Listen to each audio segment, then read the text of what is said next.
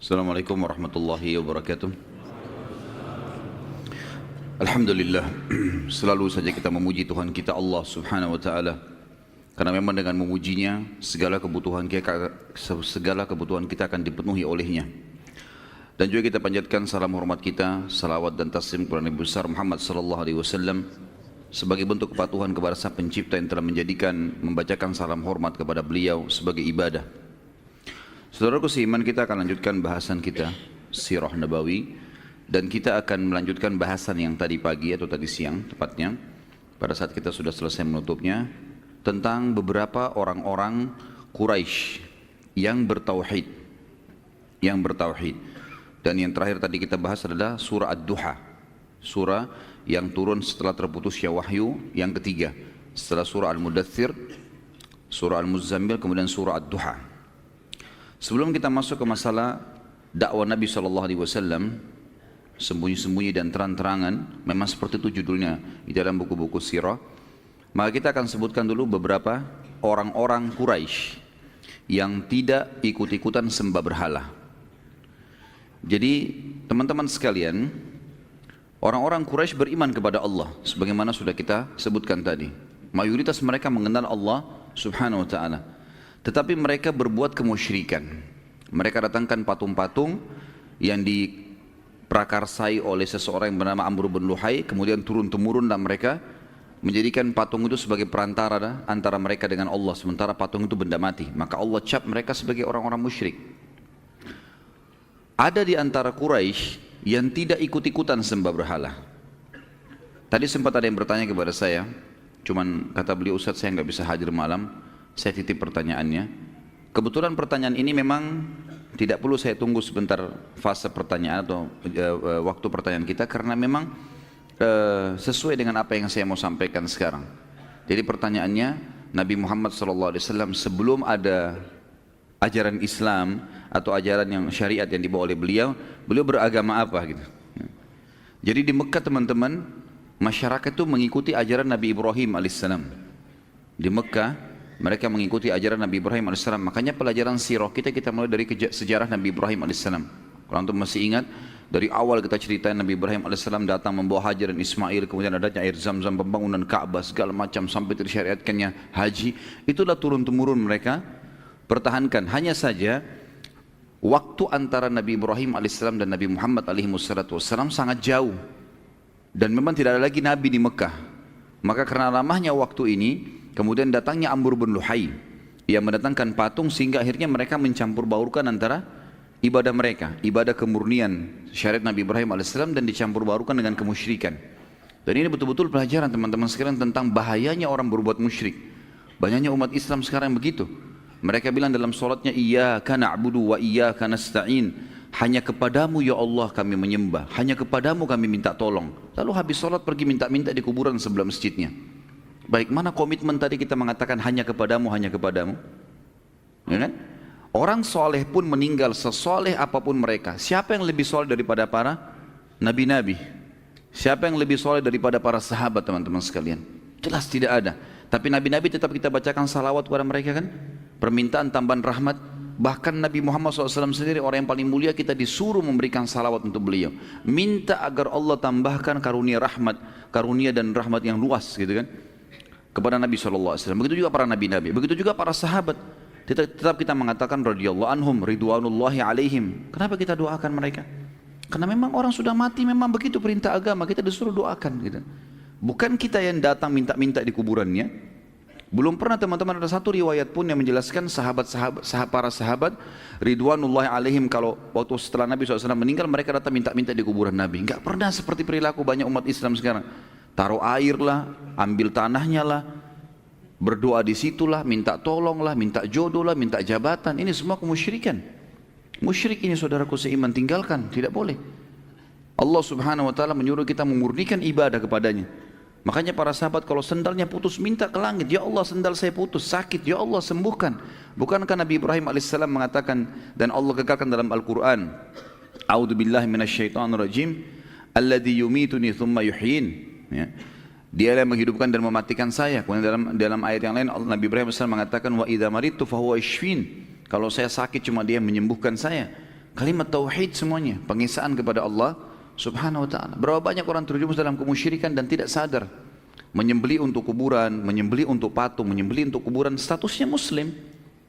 Atau menyebarkan segala macam apa di pertaniannya, di perkebunannya, memasang buhul-buhul, percaya kepada jin-jin. Ini semua perbuatan kemusyrikan. Tidak ada dari ajaran Nabi SAW, kalau boleh pakai tenaga jin, Nabi sudah pakai tenaga jin. Ya kan? Di perang Uhud, perang Badar, perang Khaybar, tidak usah suruh sahabat berperang, panggil jin suruh perang. Orang Mekah nggak lihat kok. Kan? Bisa saja kan, tapi nggak dilakukan. Karena memang itu bukan bagian dari syariat kita, tidak bisa kita lakukan. Jadi hati-hati dengan kemusyrikan teman-teman. Abu Jahal, Abu Lahab, perhatikan, beriman kepada Allah loh. Beriman kepada Allah, mereka tahu ada Allah. Makanya tadi ayat yang saya bacakan, Allah berfirman, A'udzubillahi minasyaitonirrajim, wa idza sa'altahum.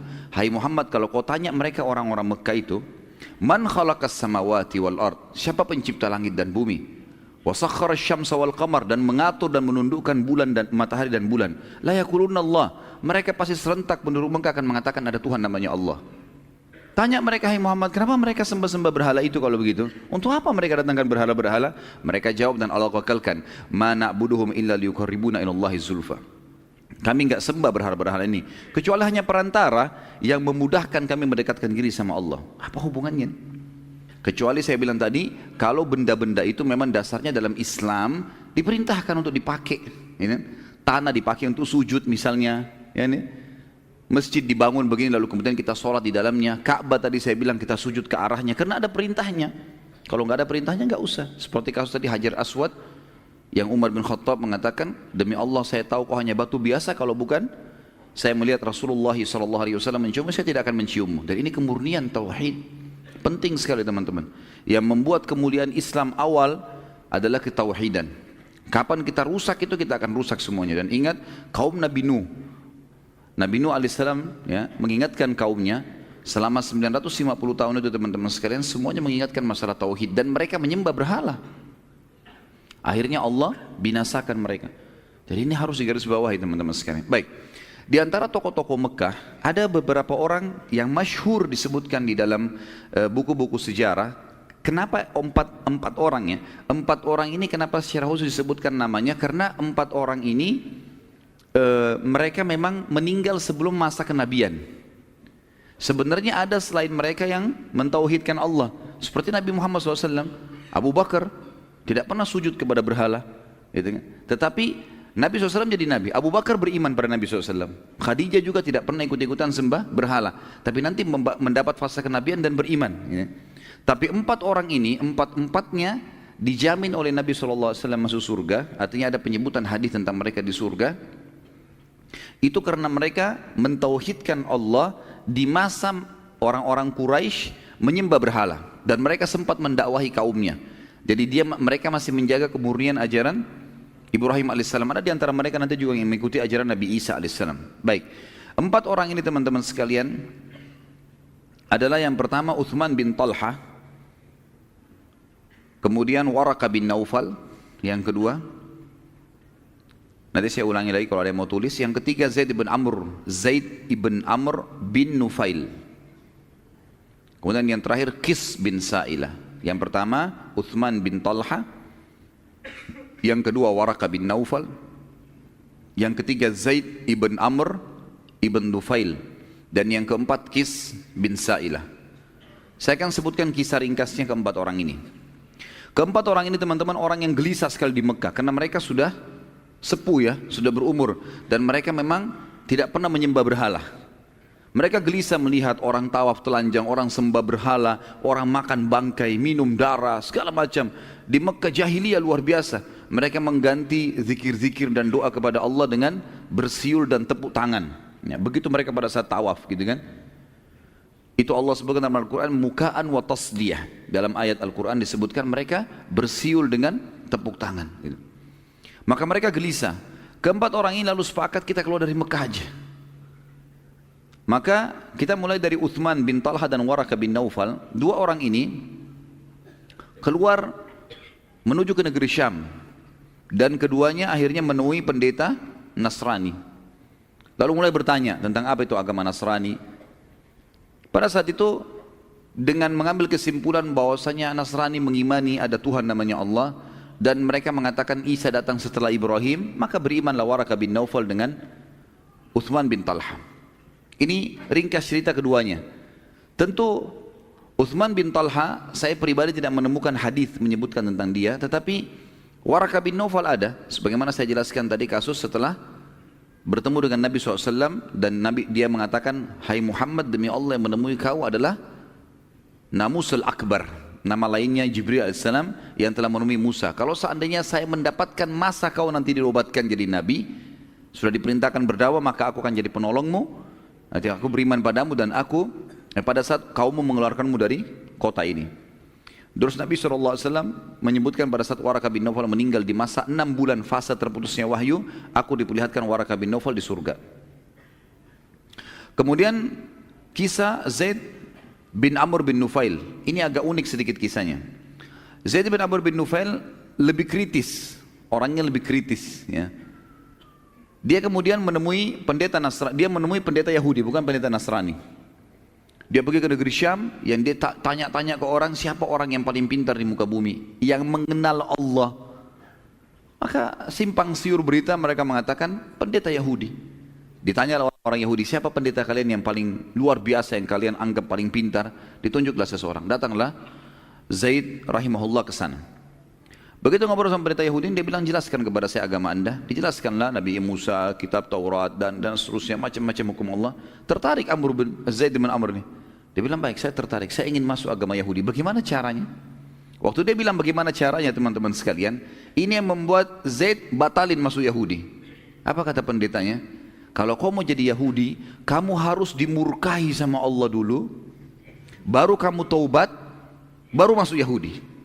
Kata Zaid bin Amr, saya tinggalkan Mekah karena takut dari murkahnya Allah. Ngapain saya sekarang nyari murkahnya Allah? Gitu. Dia bilang itu syaratnya kalau mau Yahudi. Harus cari dulu masalah, biar Allah murkah, baru kau taubat. Kemudian baru bisa masuk agama Yahudi. Kata dia, saya tidak mau agama ini. Ada nggak orang yang pintar lain yang mengenal Allah selain anda? Dia bilang, saya tidak tahu, kecuali pendeta Nasrani, karena mereka mengaku ada Nabi setelah Musa. Baik, di mana tempat mereka? Ditunjuklah beberapa gereja. Pergilah Zaid bin Amr ini ke gereja, tanya Nasrani, siapa pendeta yang paling pintar? Si fulan, didatangilah pendeta itu. Tanya-tanya Nasrani, ternyata memang informasinya lebih lengkap, karena orang-orang Nasrani beriman tentang Musa, tapi ada Nabi lagi setelahnya namanya Isa. Mereka beriman ada Taurat, mereka beriman ada kitab setelahnya namanya Injil. Berarti ini lebih sempurna. Apa hukum-hukum dijelaskan semua. Baik, setelah itu saya mau masuk agama Nasrani. Jawabannya pendeta Nasrani juga membuat dia tidak jadi masuk Nasrani. Apa jawabannya? Waktu ditanya bagaimana caranya masuk Nasrani, kata pendeta itu dalam riwayat ini, kamu harus sesat dulu. Setelah kamu sesat, gitu kan, kemudian kau taubat baru jadi Nasrani. Kata dia, saya tinggalkan Mekah supaya nggak sesat. Ngapain saya harus sesat sekarang gitu? Dia bilang itu syaratnya. Kata Zaid, saya tidak mau kalau begitu. Agama apa yang mengenal Allah yang kau kenal, yang kau tahu? Dia bilang, saya tidak tahu. Yang saya tahu cuma ada satu, namanya agama Hanif. Apa itu agama Hanif? Agamanya Nabi Ibrahim alaihissalam. Kan Allah sebutkan Hanifah Muslimah. Ya, itu Ibrahim alaihissalam punya Hanif. Hanif itu agama lurus, mentauhidkan Allah. Pokoknya nggak ada sekutunya Allah. Allah itu Esa. Dan ini memang ajaran murni gitu kan. Lalu kata Zaid, bagaimana caranya? Siapa yang saya temui untuk saya belajar? Kata pendeta itu, nggak ada lagi. Nggak ada orang. Saya pun tidak tahu itu. Itu dulu agama di Mekah gitu. Maka Zaid bin Amr pun kembali ke Mekah, teman-teman sekalian. Lalu dia mengatakan di tengah jalan, ya Allah, aku bersaksi dan engkau menjadi saksinya bahwasanya aku menganut agama Ibrahim alaihissalam. Aku beragama Hanif. Aku akan menyembah Allah, tidak menyekutukannya, dengan tidak menyembah berhala, tapi aku tidak tahu bagaimana caranya beribadah, ya Allah. Pandulah aku. Jadi dia tidak tahu bagaimana caranya. Maka yang dia lakukan adalah, dia coba selalu mencari jalan untuk memurnikan hubungan kepada Allah. Misal, dia kalau lagi begitu masuk, seperti sabda Nabi SAW menceritakan tentang keadaannya Zaid bin Amr ini. Waktu Nabi belum jadi Nabi ya, beliau mengatakan, aku melihat Zaid bin Amr bersandar pada dinding Ka'bah setiap hari. Semenjak pulang dari negeri Syam tadi, sandar di dinding Ka'bah, lalu dia mengatakan, Nabi SAW mengatakan, saya melihat Zaid bin Amr bersandar di Ka'bah sambil memperhatikan talbiyahnya orang-orang Quraisy. Kan kalau masih review teman-teman, pelajaran kita yang lalu, talbiyah yang syar'i dari Nabi Ibrahim alaihissalam dan Nabi Muhammad SAW juga ajarkan kita adalah labbaik Allahumma labbaik, ya Allah aku jawab panggilanmu dengan santun, labbaik la syarika laka labbaik, saya jawab panggilanmu dengan santun dan tidak ada sekutu bagimu, innal hamda wan ni'mata laka wal mulk, segala puji, nikmat dan kerajaan milikmu, la syarika lak, tidak ada sekutu bagimu. Ini tepat ini namanya talbiyah tauhid, pengisahan Allah tanpa sekutu. Amr bin Luhai, waktu dia lihat orang Mekah bertalbiyah begini, dia sudah terlanjur masukkan patung-patung dan dia bilang ini patung-patung perantara antara kalian sama Allah. Bagaimana caranya supaya orang Mekah mau ubah talbiyah? Susah. Ini sudah turun-temurun dari zaman Ibrahim alaihissalam. Maka dia tambah kalimat syirik. Kalimatnya adalah illa syarikan huwa lak tamlikuhu wa ma malak. Naudzubillah. Artinya kecuali sekutu ya Allah. Ada sekutu yang kami taruh-taruh patung ini jadi sekutumu, yang kau juga menguasainya dan kau pemiliknya. Tapi tetap kalimat illa syarikan, kecuali sekutu. Ada sekutu yang disekutukan sama Allah. Maka Zaid bin Amr, kata Nabi SAW, berteriak pada saat mereka sudah mengatakan sampai kalimat labbaik Allahumma labbaik, labbaik la syarika laka labbaik, innal hamda wan ni'mata laka wal mulk la syarika lak. Pas di situ sebelum mereka tambah kalimat syiriknya illa syarikan huwa lak, dia berteriak, cukup, jangan disambung. Selalu dia berkata begitu, berhentilah. Lalu orang-orang Quraisy melempari dia dengan batu, menyuruh Zaid bin Amr rahimahullah untuk meninggalkan tempat itu. Dia juga tidak cukup sampai itu, dia tetap aja dia jangan, bertauhidlah kepada Allah. Ini ajaran Nabi Ibrahim, harus hanif, lurus, nggak boleh gitu. Jadi dia coba cari celah di mana yang ada kalimat syirik, maka dia tinggalkan sama dia. Begitu juga dengan orang-orang Quraisy, mereka suka datang membawa sembelihan-sembelihan, lalu kemudian mereka menyembeli untuk patung-patung itu. Ada di antara mereka teman-teman yang menggunakan nama Allah, gitu kan? Pada saat mau menyembeli, mereka menggunakan nama Allah, tapi untuk berhala, gitu kan? Jadi misal orang Islam sekarang menyembeli untuk laut, supaya kapalnya tidak tenggelam, penjaga lautan lah, ya? Untuk apalah, untuk kebun, untuk rumah baru, segala macam menyembeli bukan untuk Allah, gitu kan? Walaupun menggunakan nama Allah ini bisa syirik, ya? Karena tujuannya untuk itu, bukan untuk Allah SWT murni. Maka Zaid bin Amr berdiri dekat mereka, jangan sembelih untuk patung-patung ini, sembelihlah. Allah yang menciptakan hewan-hewan ternak itu kalian nikmatin. Kenapa kalian menyembelih untuk berhala? Dan mereka habis disembelih, mereka nggak makan daging itu, dagingnya dibuang aja di situ sampai membusuk di dekatnya berhala itu. Jelas-jelas patung nggak bisa makan, ya rusaklah dagingnya, gitu kan? Tapi begitu yang mereka lakukan. Tapi Zaid bin Amr terus mengingatkan. Sampai akhirnya Zaid bin Amr ini meninggal, dia wafat 5 tahun sebelum penobatan Nabi SAW jadi Nabi. Dan Nabi SAW bersabda dalam hadis sahih, aku melihat Zaid, aku diperlihatkan Zaid mengenakan pakaian-pakaiannya di surga. Juga dalam hadis yang lain, Zaid akan dibangkitkan satu umat. Jadi dia sendiri hari kiamat sendirian. Seperti satu umat sendiri. Artinya dia dipastikan akan selamat dengan izin Allah. Dan Nabi SAW sempat bersahabat sama Zaid. Karena Nabi SAW juga tidak sembah berhala. Tapi waktu itu belum ada perintah syariat, belum diobatkan jadi Nabi, gitu kan. Yang terakhir, yang keempat teman-teman sekalian adalah Qis bin Sa'ilah. Qis bin Sa'ilah juga orang yang bertauhid dan tidak syirik. Dan dia lebih dulu berdakwah daripada Zaid bin Amr, daripada Uthman bin Talha, daripada Waraqah bin Naufal. Kalau Uthman bin Talha dan Waraqah bin Naufal, mereka tidak mendakwakan agama Nasrani di Mekah. Mereka cuma ambil buat diri mereka sendiri, gitu kan. Kalau Zaid bin Amr, dia menjalankan agama Ibrahim alaihissalam, dan Qis bin Sa'ilah juga bertauhid. Tapi dia tidak menyatakan agama apa yang dia pegangi. Dia cuma berjalan dengan apa yang sudah dianggap bagian daripada syariat Ibrahim alaihissalam di Mekah. Karena dia sering melakukan atau melarang orang-orang menyembah berhala, menyembelih seperti Zaid bin Amr tadi, maka dia diusir dari Mekah. Waktu dia diusir dari Mekah, maka dia pun hidup di padang pasir. Dalam beberapa athar disebutkan kalau Qis bin Sa'ilah ini orangnya sangat dewasa, bijaksana, dan kadang-kadang orang Mekah kalau punya masalah bertanya kepada dia. Saking seringnya dia hidup di padang pasir dan sendirian, maka dia hidup bersama dengan uhush dalam bahasa Arab, dalam buku-buku sirah, atau sama hewan-hewan liar. Sampai dikatakan dalam salah satu kisah, beberapa orang Mekah pernah mau bertanya sama dia, minta pendapatnya. Dia sedang minum di genangan air bersama singa-singa, gitu kan.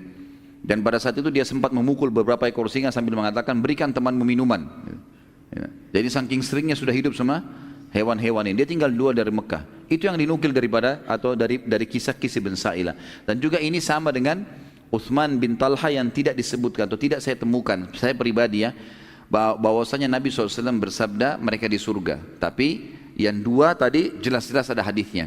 Walaupun sebagian ulama mengatakan keempat nama ini karena mereka bertauhid atau yang 2-nya mengikuti ajaran Isa alaihissalam selama mereka tidak menyekutukan Allah. Dan kita tahu sebelum Nabi Muhammad SAW setiap Nabi diutus untuk wilayah masing-masing. Misal Mekah, Nabi Ibrahim alaihissalam. Penduduk Mekah walaupun di sana keluar Isa di Bani Israel, mereka cukup ikutin namanya ajaran Nabi Ibrahim alaihissalam. Mereka nggak perlu ikutin Injil. Tapi kalau ada di antara mereka yang mau pergi ke negeri Syam beriman, itu nggak ada masalah. Mereka ikuti syariatnya karena nabi-nabi sebelum Nabi Muhammad SAW khusus untuk wilayahnya saja. Jadi kalau orang wilayah itu beriman pada nabi itu, jalankan syariatnya sudah cukup. Kecuali Nabi Muhammad SAW, begitu beliau datang, seluruh dunia ini harus beriman. Nggak ada lagi wilayah yang terpilah-pilah. Masih ingat saya pernah cerita, Nabi Musa alaihissalam sezaman dengan Nabi Khidir. Beda, masing-masing punya syariat. Kemudian ada Nabi Shu'aib, mertuanya Nabi Musa alaihissalam, beda. Di Madian dengan Nabi Musa alaihissalam di Palestina dan Mesir. Kita tahu Nabi Isa zaman dengan sepupunya sendiri Nabi Yahya. Masing-masing punya hukum. Kan itu. Nabi Yahya alaihissalam punya hukum sendiri, gitu kan. Maka masing-masing berjalan, dan orang-orang yang hidup di wilayah masing-masing kalau mengikuti syariat nabinya sudah cukup. Tapi mereka harus mengimani keberadaan nabi-nabi yang lain. Cuma penerapan hukum seperti itu. Makanya tadi kalau ada yang bertanya, misal bagaimana Waraqah bin Naufal bisa masuk surga sementara dia menganut agama Nasrani? Karena memang dia punya hak pada saat itu. Pada saat itu orang bisa mendatangi wilayah di mana ada nabi lalu dia beriman padanya, menjalankan syariatnya. Nah, seperti itulah sebelum Nabi SAW. Baik. Sekarang kita teman-teman masuk ke masalah fase dakwah. Karena tadi sudah kita terangkan ada surah Al-Muzammil, ada Muddathir, ada Muzammil. Kan jelas ayatnya ya. Hai orang yang berselimut, bangunlah. Nah, disuruh Nabi SAW menyampaikan dakwah. Turunlah beberapa hukum-hukum syariat. Walaupun teman-teman sekalian fase dakwah Nabi SAW 13 tahun di Mekah dikenal dengan fase Makkiyah. Dan ada 10 tahun di mana dikenal dengan fase Madinah. Ya, kalau ayat dikatakan ayat Makkiyah dan ayat Madaniyah. Ya, kan? Kalau teman-teman baca dalam Al-Quran terjemahan ada ayat-ayat Makkiyah, maksudnya ayat yang dari kota turun di kota Mekah dan atau fase Mekah, dan ayat-ayat Madaniyah berarti yang turun di Madinah. Umumnya ayat-ayat Al-Quran yang turun di Mekah itu berisi tentang kisah-kisah umat sebelum kita, kan? Kisah-kisah tentang surga dan neraka, siksa kubur. Gitu. Ini semua isinya itu, peringatan-peringatan seperti ini. Jadi belum mencakup hukum-hukum syar'i, kecuali sebagian kecil. Kalau ayat-ayat Madaniyah yang di Madinah itu semuanya hukum. Seperti kita tahu tahun 2 Hijriah, nanti kita pelajari tahun 2 Hijriah mulai ada puasa Ramadan, mulai ada perintah-perintah jihad, ya, mulai ada perintah di masa Madinah haji, ya, dan umroh sesuai dengan syariat Allah Subhanahu Wa Taala. Jadi banyak yang terjadi di hukum-hukum Madinah itu. Baik, kita mulai dengan dakwah sembunyi-sembunyi dan kita insya Allah juga akan terangkan dakwah terang-terangan. Setelah turun surah Al-Muzammil, Nabi SAW mulai berdakwah, dan pada paling awal beliau dakwahi adalah istrinya tercinta Khadijah radhiyallahu anha. Dan Khadijah tidak ragu, kemudian langsung menerima Islam dan ia wanita pertama yang menganut Islam. Kemudian Nabi SAW mendatangi anak angkatnya, tadi saya sempat singgung namanya Zaid bin Harithah, ya, atau sahayanya. Beliau seorang budak yang dihadiahkan Khadijah radhiyallahu anha untuk Nabi SAW pada saat menikah. Sebelum Zaid bebas, sebelum masuk dalam keterbudakan, tadi kalau masih ingat ceritanya, beliau adalah anak kepala suku, gitu kan? Dan ayahnya bernama Harithah. Kemudian suku Harithah dan suku lain berperang, lalu kemudian kalah. Pada saat kalah, Zaid ditawan oleh musuh, kemudian diperjualbelikan di pasar sampai tiba di pasar Mekah, dibeli oleh Khadijah. Khadijah hadiahkan kepada Nabi SAW. Harithah mendengar, cari tahu anaknya di mana, sampai mendengar kalau itu ada di tangan Nabi SAW, di tangan seorang tokoh Mekah namanya Muhammad. Belum Nabi jadi Nabi ini kan. Kemudian dia datang dan berkata, hai Muhammad, anak saya Zaid ini adalah orang yang bebas, bukan budak. Berapapun kau minta tebusannya saya akan bayar. Karena dia orang bebas dulu, suku saya berperang dan kalah. Kata Nabi SAW, tidak usah bayar. Tanya Zaid, kalau Zaid pilih kamu, silahkan, dia bebas. Kalau dia pilih saya, kau harus bisa menerimanya. Kata Haritha, baiklah. Datanglah kepada, kata dia, sangat bijaksana. Lalu dia datangi anaknya. Hai Zaid, tinggal kau pilih saja ayahmu, kau akan kembali kepada sukumu, kau akan menjadi pengganti ayahmu menjadi kepala suku. Muhammad sangat bijaksana. Atau kau pilih Muhammad tetap dalam keterbudakan. Kata dia, tidak, demi Allah, aku tidak akan pernah mendahulukan atau mengedepankan siapapun atas Muhammad. Dalam riwayat lain dikatakan, aku tidak akan mendapatkan siapapun yang berperilaku seperti baiknya Muhammad padaku. Jadi sampai kebaikan ayahnya pun dia lupakan, gitu kan? Karena baiknya Nabi SAW. Dan ulama mengatakan ini tentu ada hikmah-hikmah syar'i. Ya, ada hikmah syar'i. Ini bukan masuk dalam bab durhaka dengan orang tua, tidak. Karena Zaid bukan niat durhaka. Zaid niat untuk menerima pilihan dari ayahnya. Ikut sama Muhammad tetap budak, atau kau ikut saya menjadi anak kepala suku. Jadi dia tidak menolak ayahnya, tapi dia disuruh pilih. Maka dia lebih memilih tinggal bersama Nabi SAW. Dari semenjak kisah itu maka Zaid diganti namanya dari Zaid bin Haritha menjadi Zaid bin Muhammad, sampai turun firman Allah Subhanahu wa taala dalam surah Al-Ahzab surah nomor 33 ayat 40. A'udzu billahi minasyaitonir rajim. Ma kana Muhammadun aba hadin min rijalikum walakin Rasulullah wa khataman nabiyyin wa kana Allah bikulli syai'in alima. Muhammad bukanlah sekali-kali bapak seseorang di antara kalian, tetapi dia adalah Rasulullah dan penutup para nabi-nabi, dan Allah maha mengetahui segala sesuatunya. Ayat tadi ini teman-teman melarang penisbatan nama selain ayah sendiri pada seseorang. Makanya Zaid dikembalikan namanya menjadi Zaid bin Haritha. Dan saya sudah sebutkan tadi, termasuk tidak boleh istri mengganti nama ayahnya, walaupun ayah itu orang kafir. Walaupun ayah itu orang kafir. Kita tahu Abu Talib meninggal dalam keadaan kufur, tapi Ali bin Abi Thalib, gitu kan? Jelas tetap aja. Khattab, ayahnya Umar, setahu saya meninggal dalam keadaan kufur, maka Umar bin Khattab tetap nisbat namanya. Dan banyak yang lain seperti itu, banyak yang lain, ya. Yang memang mereka meninggal dalam keadaan kufur, tapi tidak ada penghapusan penisbatan nama. Karena itu kuasa Allah Subhanahu wa taala. Zaid bin Haritha tumbuh di rumah Nabi SAW, dan pada saat perintah dakwah datang, dia langsung beriman pada risalah Nabi SAW, dan dialah sahaya pertama yang masuk Islam setelah tadi Khadijah adalah wanita pertama. Kemudian orang yang ketiga yang masuk Islam adalah sepupu Nabi SAW yang diambil oleh Nabi SAW, tinggal di rumahnya, namanya Ali bin Abi Thalib radhiyallahu anhu. Dan ini ada kisahnya sendiri. Nabi SAW dulu, sebagaimana saya ceritakan teman-teman, pada saat Abdul Muttalib kakeknya meninggal di umur 8 tahun, maka Abu Talib mengambil Nabi SAW dan tinggal di rumahnya sampai menikah dengan Khadijah. Dari umur 8 tahun sampai umur 25 tahun tinggal bersama Abu Talib. Tetapi setelah dia berbisnis SAW di umur 21 tahun, beliau sudah mulai membantu pamannya, sudah tidak lagi bergantung, gitu kan. Dan ada cerita yang sampaikan kalau masih ingat, baginda Nabi SAW adalah memiliki akhlak yang sangat mulia. Di rumah Abu Talib karena sibuk mengurus dari suku Abdiddar, mengurus Ka'bah. Kalau dia punya uang sedikit dihabisin untuk mengurus Ka'bah, gitu kan. Jadi dia miskin, dia nggak punya apa-apa. Jadi kalau disiapin makanan dikeroyokin sama anak-anaknya yang cukup banyak.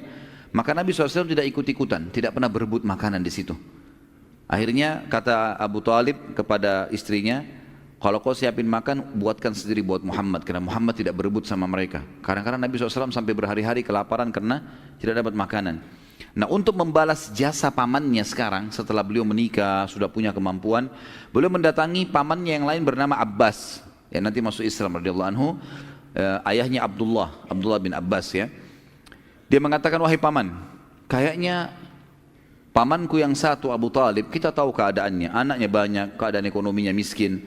Bagaimana kalau kita ambil anak-anaknya, supaya anak-anaknya meringankan bebannya Abu Talib. Kata Abbas, pemikiran yang bagus. Abbas bilang, Muhammad SAW mengatakan, saya ambil satu, anda ambil satu, siapa ambil satu, keluarga bagi deh, kita hidupkan. Tetap dia bertemu sama ayahnya, tapi kita yang biayai hidupnya, tinggal serumah dengan kita. Maka pada saat itu mereka menyampaikan hajatnya kepada Abu Talib. Abu Talib mengatakan, kalau kalian meninggalkan untuk saya Aqil ini anak tertuanya, maka yang lain silakan ambil, nggak masalah. Yang penting Aqil tinggal bersama saya. Maka Nabi SAW pun memilih Ali bin Abi Thalib. Dan ini satu karunia yang besar sekali dari Allah yang maha tinggi dan maha pemurah untuk Ali radhiyallahu anhu. bagaimana dia hidup di rumah Nabi SAW, di rumah kenabian, ya. Dan nanti Nabi SAW pun juga menikahkan dia dengan anak Nabi SAW, Fatimah, yang sudah masyhur tentunya. Kemudian setelah selesai itu Nabi SAW juga mengajak anak-anaknya sendiri, semua perempuan, Ruqayyah, Ummu Kalthum, Zainab dan juga Fatimah radhiyallahu anhunna, mereka semua langsung terima kenabian ayahnya. Lalu Nabi SAW tidak menunda, subhanallah, di hari itu juga. Dan ini ciri orang beriman, kalau sudah tahu kebenaran, sudah tahu dalilnya, sampaikan, jangan ditunda. Kita nggak tahu umur, sampaikan tentang sholat, sampaikan tentang apa saja yang sudah kita jelas ilmunya, nggak salah, sampaikan saja. Karena itu jadi amal jariah buat kita, dan ilmu itu adalah amal jariah yang luar biasa, karena sekali kita ajarkan ke orang, dia faham sampai mati tuh. Dia amalkan atau tidak amalkan, minimal dia sudah faham. Apalagi kalau diamalkan sama dia, apalagi kalau diajarkan ke orang lain, gitu kan? Maka Nabi SAW langsung keluar rumah dan menemui sahabat paling terdekat dengan beliau, yaitu Abu Bakar radhiyallahu anhu. Dan Abu Bakar namanya adalah Abdullah bin Abi Quhafah. Abu Bakar julukannya, kunyanya, tapi namanya Abdullah bin Abi Quhafah radhiyallahu anhu, sahabat yang sangat luar biasa. Datanglah Nabi SAW lalu mengatakan, wahai Abu Bakar, saya adalah utusan Allah, telah datang wahyu, datang begini, diceritain semua. Kata Abu Bakar, ya engkau adalah utusan Allah. Asyhadu an la ilaha illallah wa anna Muhammadar Rasulullah. Spontan. Sampai kata Nabi SAW, tidak ada orang yang aku ajak Islam. Maksudnya bukan Khadijah, bukan Ali, bukan Zaid, bukan tadi orang-orang yang pertama. Setelah Abu Bakar, tidak ada orang yang aku ajak setelah Abu Bakar masuk Islam kecuali bertanya. Melainkan Abu Bakar tidak pakai bertanya, langsung saja syahadat. Setelah itu Abu Bakar sangat cerdas, bertanya kepada Nabi SAW, ya Rasulullah, tadinya panggil Muhammad, sahabat dekatnya. Tahu utusan Allah, mengatakan, wahai utusan Allah, ya Rasulullah, apa yang anda perintahkan sama saya ini? Ini saya sudah tahu kebenaran, apa yang saya harus lakukan? Kata Nabi SAW, sebarkan semampumu. Baik ya Rasulullah. Keluar Nabi SAW dan Abu Bakar nggak pakai tunggu teman-teman, hari itu juga keluar cari teman-teman dekatnya. Dan orang yang paling dekat dengan Abu Bakar adalah Utsman bin Affan. Datangi Utsman bin Affan, hai Utsman begini-begini, syahadat. Dan ini luar biasa ya, berarti semua perbuatannya Utsman dari pertama syahadat sampai menjadi khalifah, Abu Bakar panen pahalanya. Ini perilaku yang luar biasa teman-teman, jangan tunda.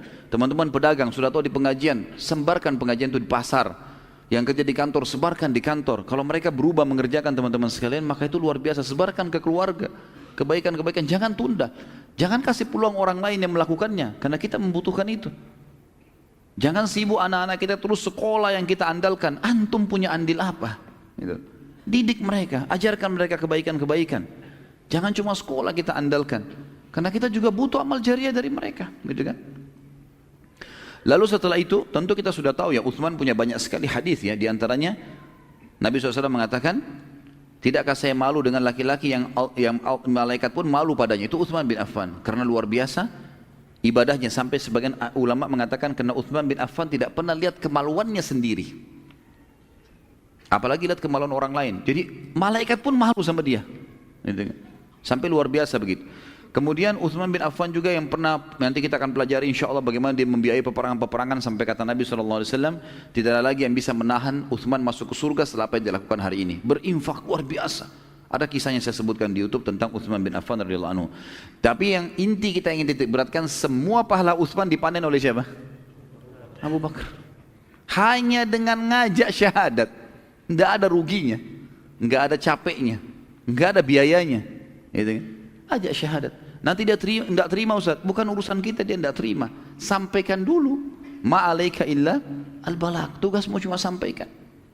Saya datang sini teman-teman, saya cuma sampaikan. Entah siapa di antara antum yang amalkan, Allahu alam. Yang amalkan, alhamdulillah, akan jadi amal jariah buat saya gitu. Sampaikan saja.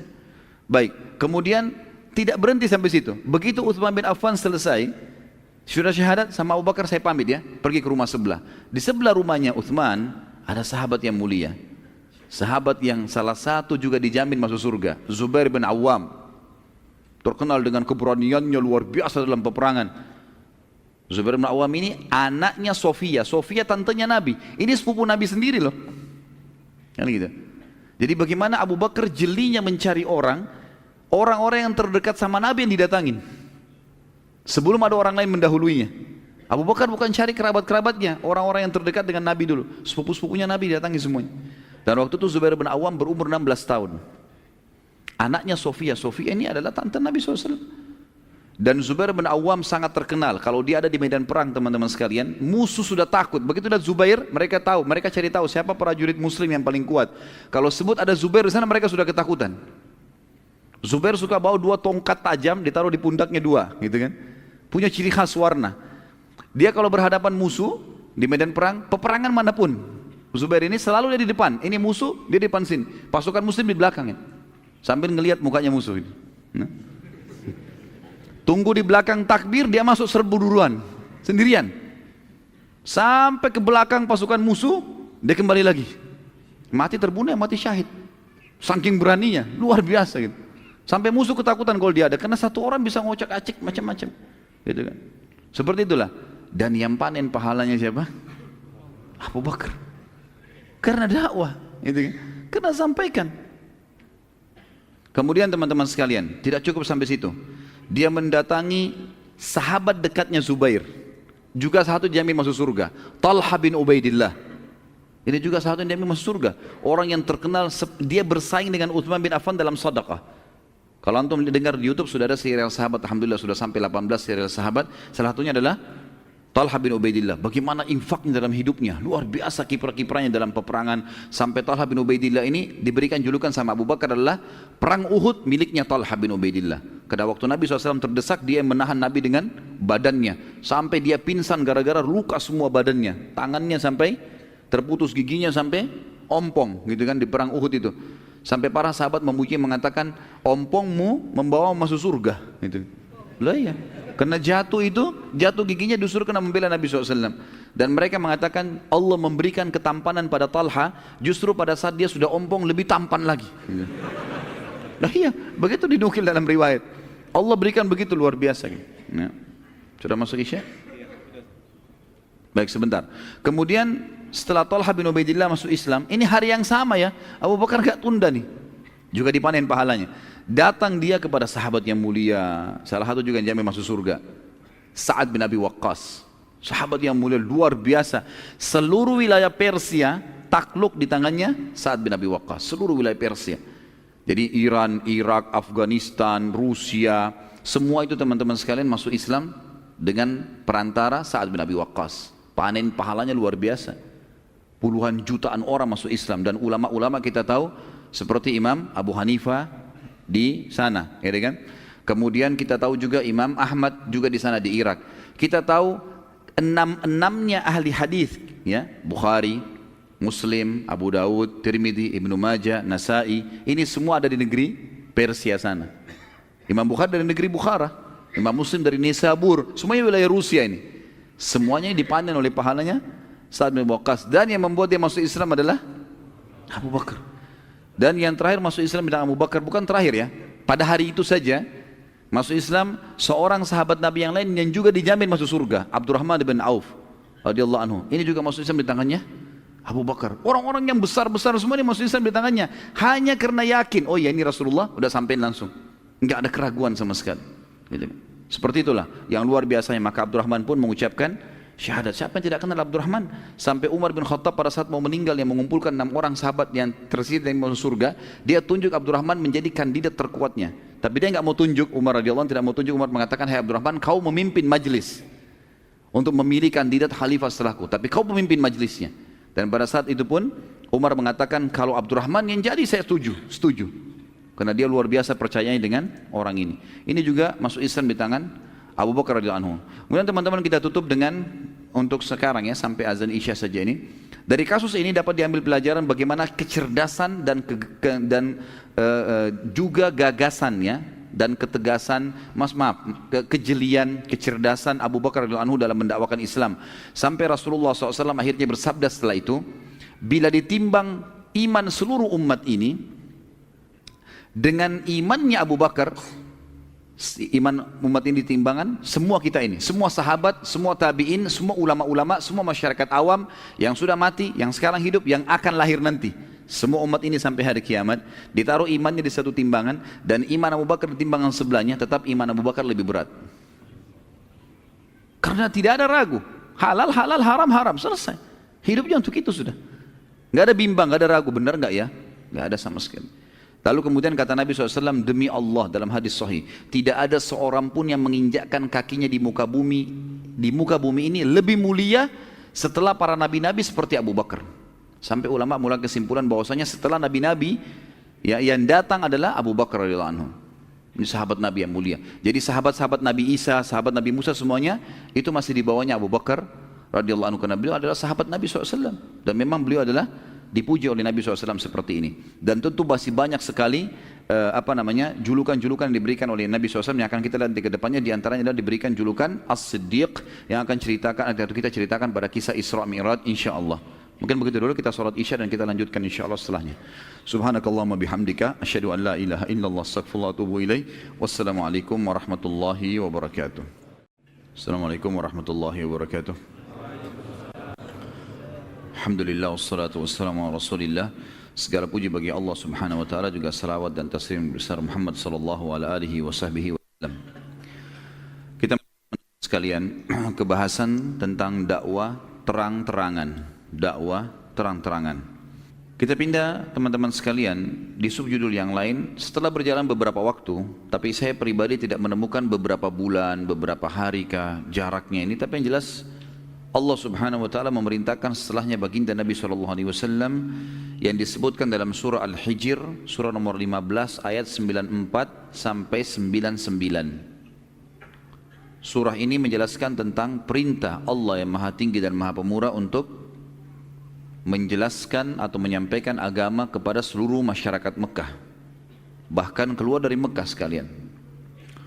Bunyinya a'udzubillahi minasyaitonirrajim, fasda' bima tu'mar wa a'rid 'anil musyrikin inna kafainakal mustahzi'in alladzina yaj'aluna ma'allahi ilahan akhar fasawfa ya'lamun. وَلَقَدْ نَعْلَمُ أَنَّكَ يَضِيقُ صَدْرُكَ بِمَا يَقُولُونَ فَسَبِّحْ بِحَمْدِ رَبِّكَ وَكُن مِّنَ السَّاجِدِينَ وَاعْبُدْ رَبَّكَ حَتَّى يَأْتِيَكَ الْيَقِينُ. Sampaikanlah hai Muhammad. Fasda' itu perintah, kata Amr.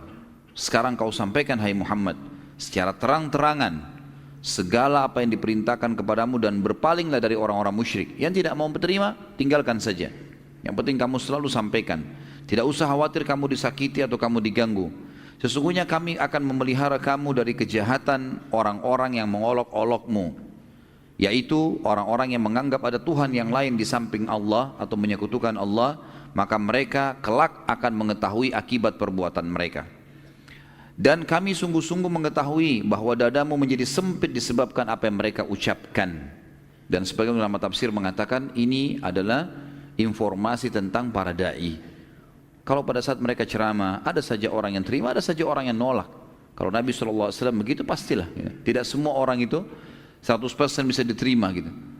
Kecuali dengan orang-orang yang berakal, yang memang tahu, seperti kita tahu kasus para sahabat ridwanullah alaihim yang memang hatinya bersih, pikirannya jernih, mereka langsung menerima dakwah Nabi SAW. Tapi seperti Abu Jahal, Abu Lahab, yang jelas-jelas tokoh-tokoh masyarakat, orang kaya, pinter, tapi nolak. Subhanallah, ada saja yang nolak.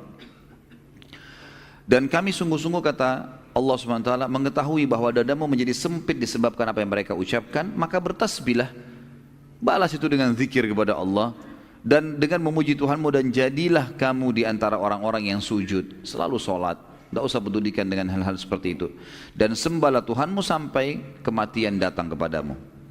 Karena ayat inilah turun di malam hari, baginda Nabi SAW pada keesokan harinya naik ke atas bukit Abi Kubais. Bukit Abi Kubais adalah sebuah bukit memang khusus untuk mengiklankan informasi di Mekah. Tepatnya berada antara sekarang tempat sa'i dengan istana raja Saudi. Kita tahu di dekat Masjid Haram ada istana yang besar, ada bangunan yang besar, itu bukan hotel tapi itu adalah istana raja. Di sebelah tempat sa'i. Di situ bukit Abi Kubais dulu, di situ posisinya. Beliau SAW lalu berteriak dengan suara keras di situ. Wa sabaha, wa sabaha. Istilah ini teman-teman sekalian digunakan oleh orang-orang Arab pada saat itu untuk mengingatkan kalau ada pasukan yang mau menyerang. Wa sabaha artinya hati-hati, bahaya penyerangan sudah dekat di pagi ini. Seperti itulah, teriak dengan suara keras. Dan ini biasanya yang naik di bukit Abi Kubais adalah sahaya-sahaya di Mekah. Kemudian mereka tidak boleh mengucapkan ini kecuali benar-benar tahu ada pasukan yang menyerang. Karena ini berarti sudah harus ya siaga semuanya. Gitu. Nabi SAW teriak dengan suara keras, terdengar oleh orang-orang Quraisy. Mereka segera datang ke sana. Lalu mereka kaget, ternyata yang dilihat adalah baginda Nabi SAW.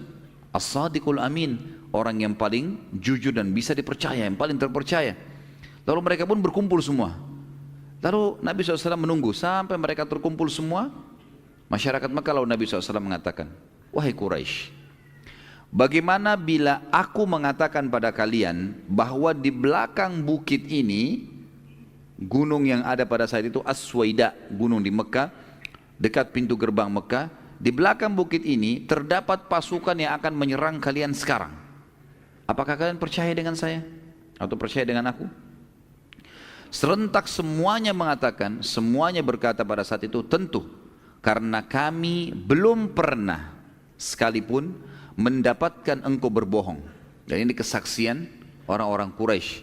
Ini juga penjagaan Allah yang Maha Tinggi dan Maha Purna terhadap baginda Nabi SAW, karena beliau tidak pernah berbohong semasa hidupnya, sama sekali, satu kali pun tidak pernah, walaupun bercanda. Maka Nabi SAW mengatakan, sudah tanya, dan mereka mengatakan tentu kami akan percaya. Semuanya bilang serentak, karena kami belum pernah temukan kamu bohong. Kata Nabi SAW, kalau gitu ketahuilah bahwa aku adalah utusan Allah.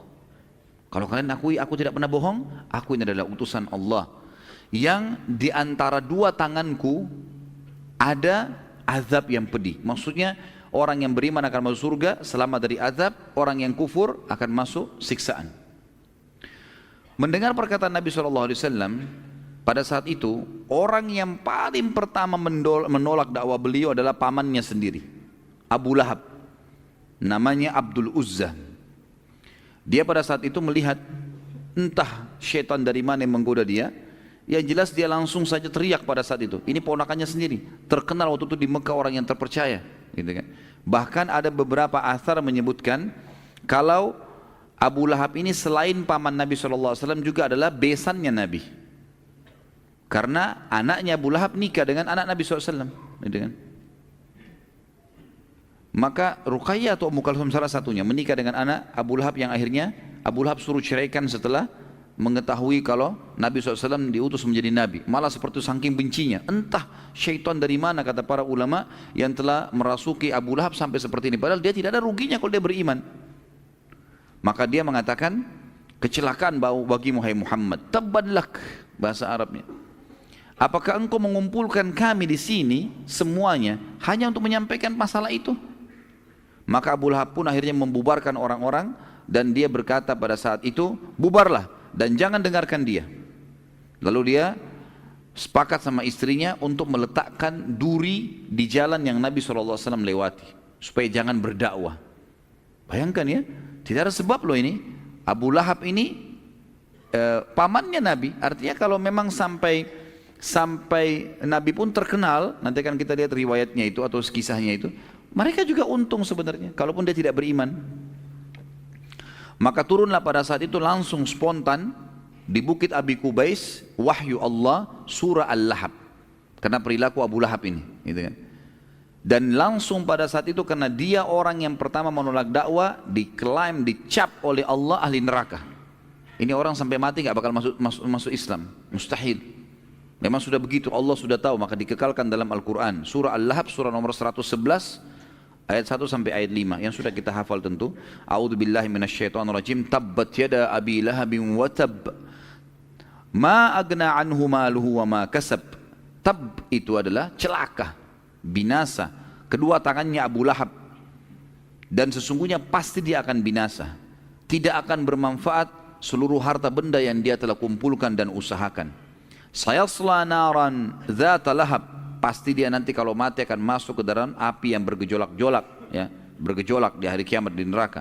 Wa imratu hammalatal hatab, dan pasti juga istrinya akan ikut bersamanya ke neraka, yang selalu membawa kayu-kayu bakar, kayu-kayu kering yang untuk dibakar jadi api, dan itu penuh duri-duri. Fi jidiha hablum mim masad, yang di lehernya si perempuan itu ada tali dari sabut. Jadi dia membawa potongan-potongan pohon yang berduri ditaruh di jalan Nabi SAW, lalu dia bawa sabut itu tujuannya dia bakar, kemudian jadi api, lalu kemudian ditaruh di duri-duri itu sehingga Nabi SAW tidak bisa lewat dalam berdakwah. Jadi tidak ada sebab ini. Hanya karena Nabi SAW mengatakan saya seorang Nabi, hanya itu. Orang Mekah itu tidak nolak ya. Yang nolak cuma Abu Lahab sama istrinya nih. Nabi SAW pada saat itu karena diperintahkan oleh Allah SWT untuk mendakwahkan Islam ini, turun firman Allah setelah itu, setelah menyampaikan ke masyarakat Mekah, fokus sekarang hai Muhammad ke kerabatmu juga, panggil mereka semua. Semua kerabatmu dakwahi. Turun firman Allah langsung waktu itu dalam surah Asy-Syu'ara, surah nomor 26 ayat 214. Satu ayat saja turun. A'udzubillahi minasyaitonirrajim wa anzir ashiratakal aqrabin. Sekarang hai Muhammad berikan peringatan kerabat-kerabat terdekatmu. Maka beliau SAW mengumpulkan kerabatnya dari keturunan Abdul Muttalib pada saat itu. Di rumah beliau SAW, di rumahnya yang bersama dengan Khadijah.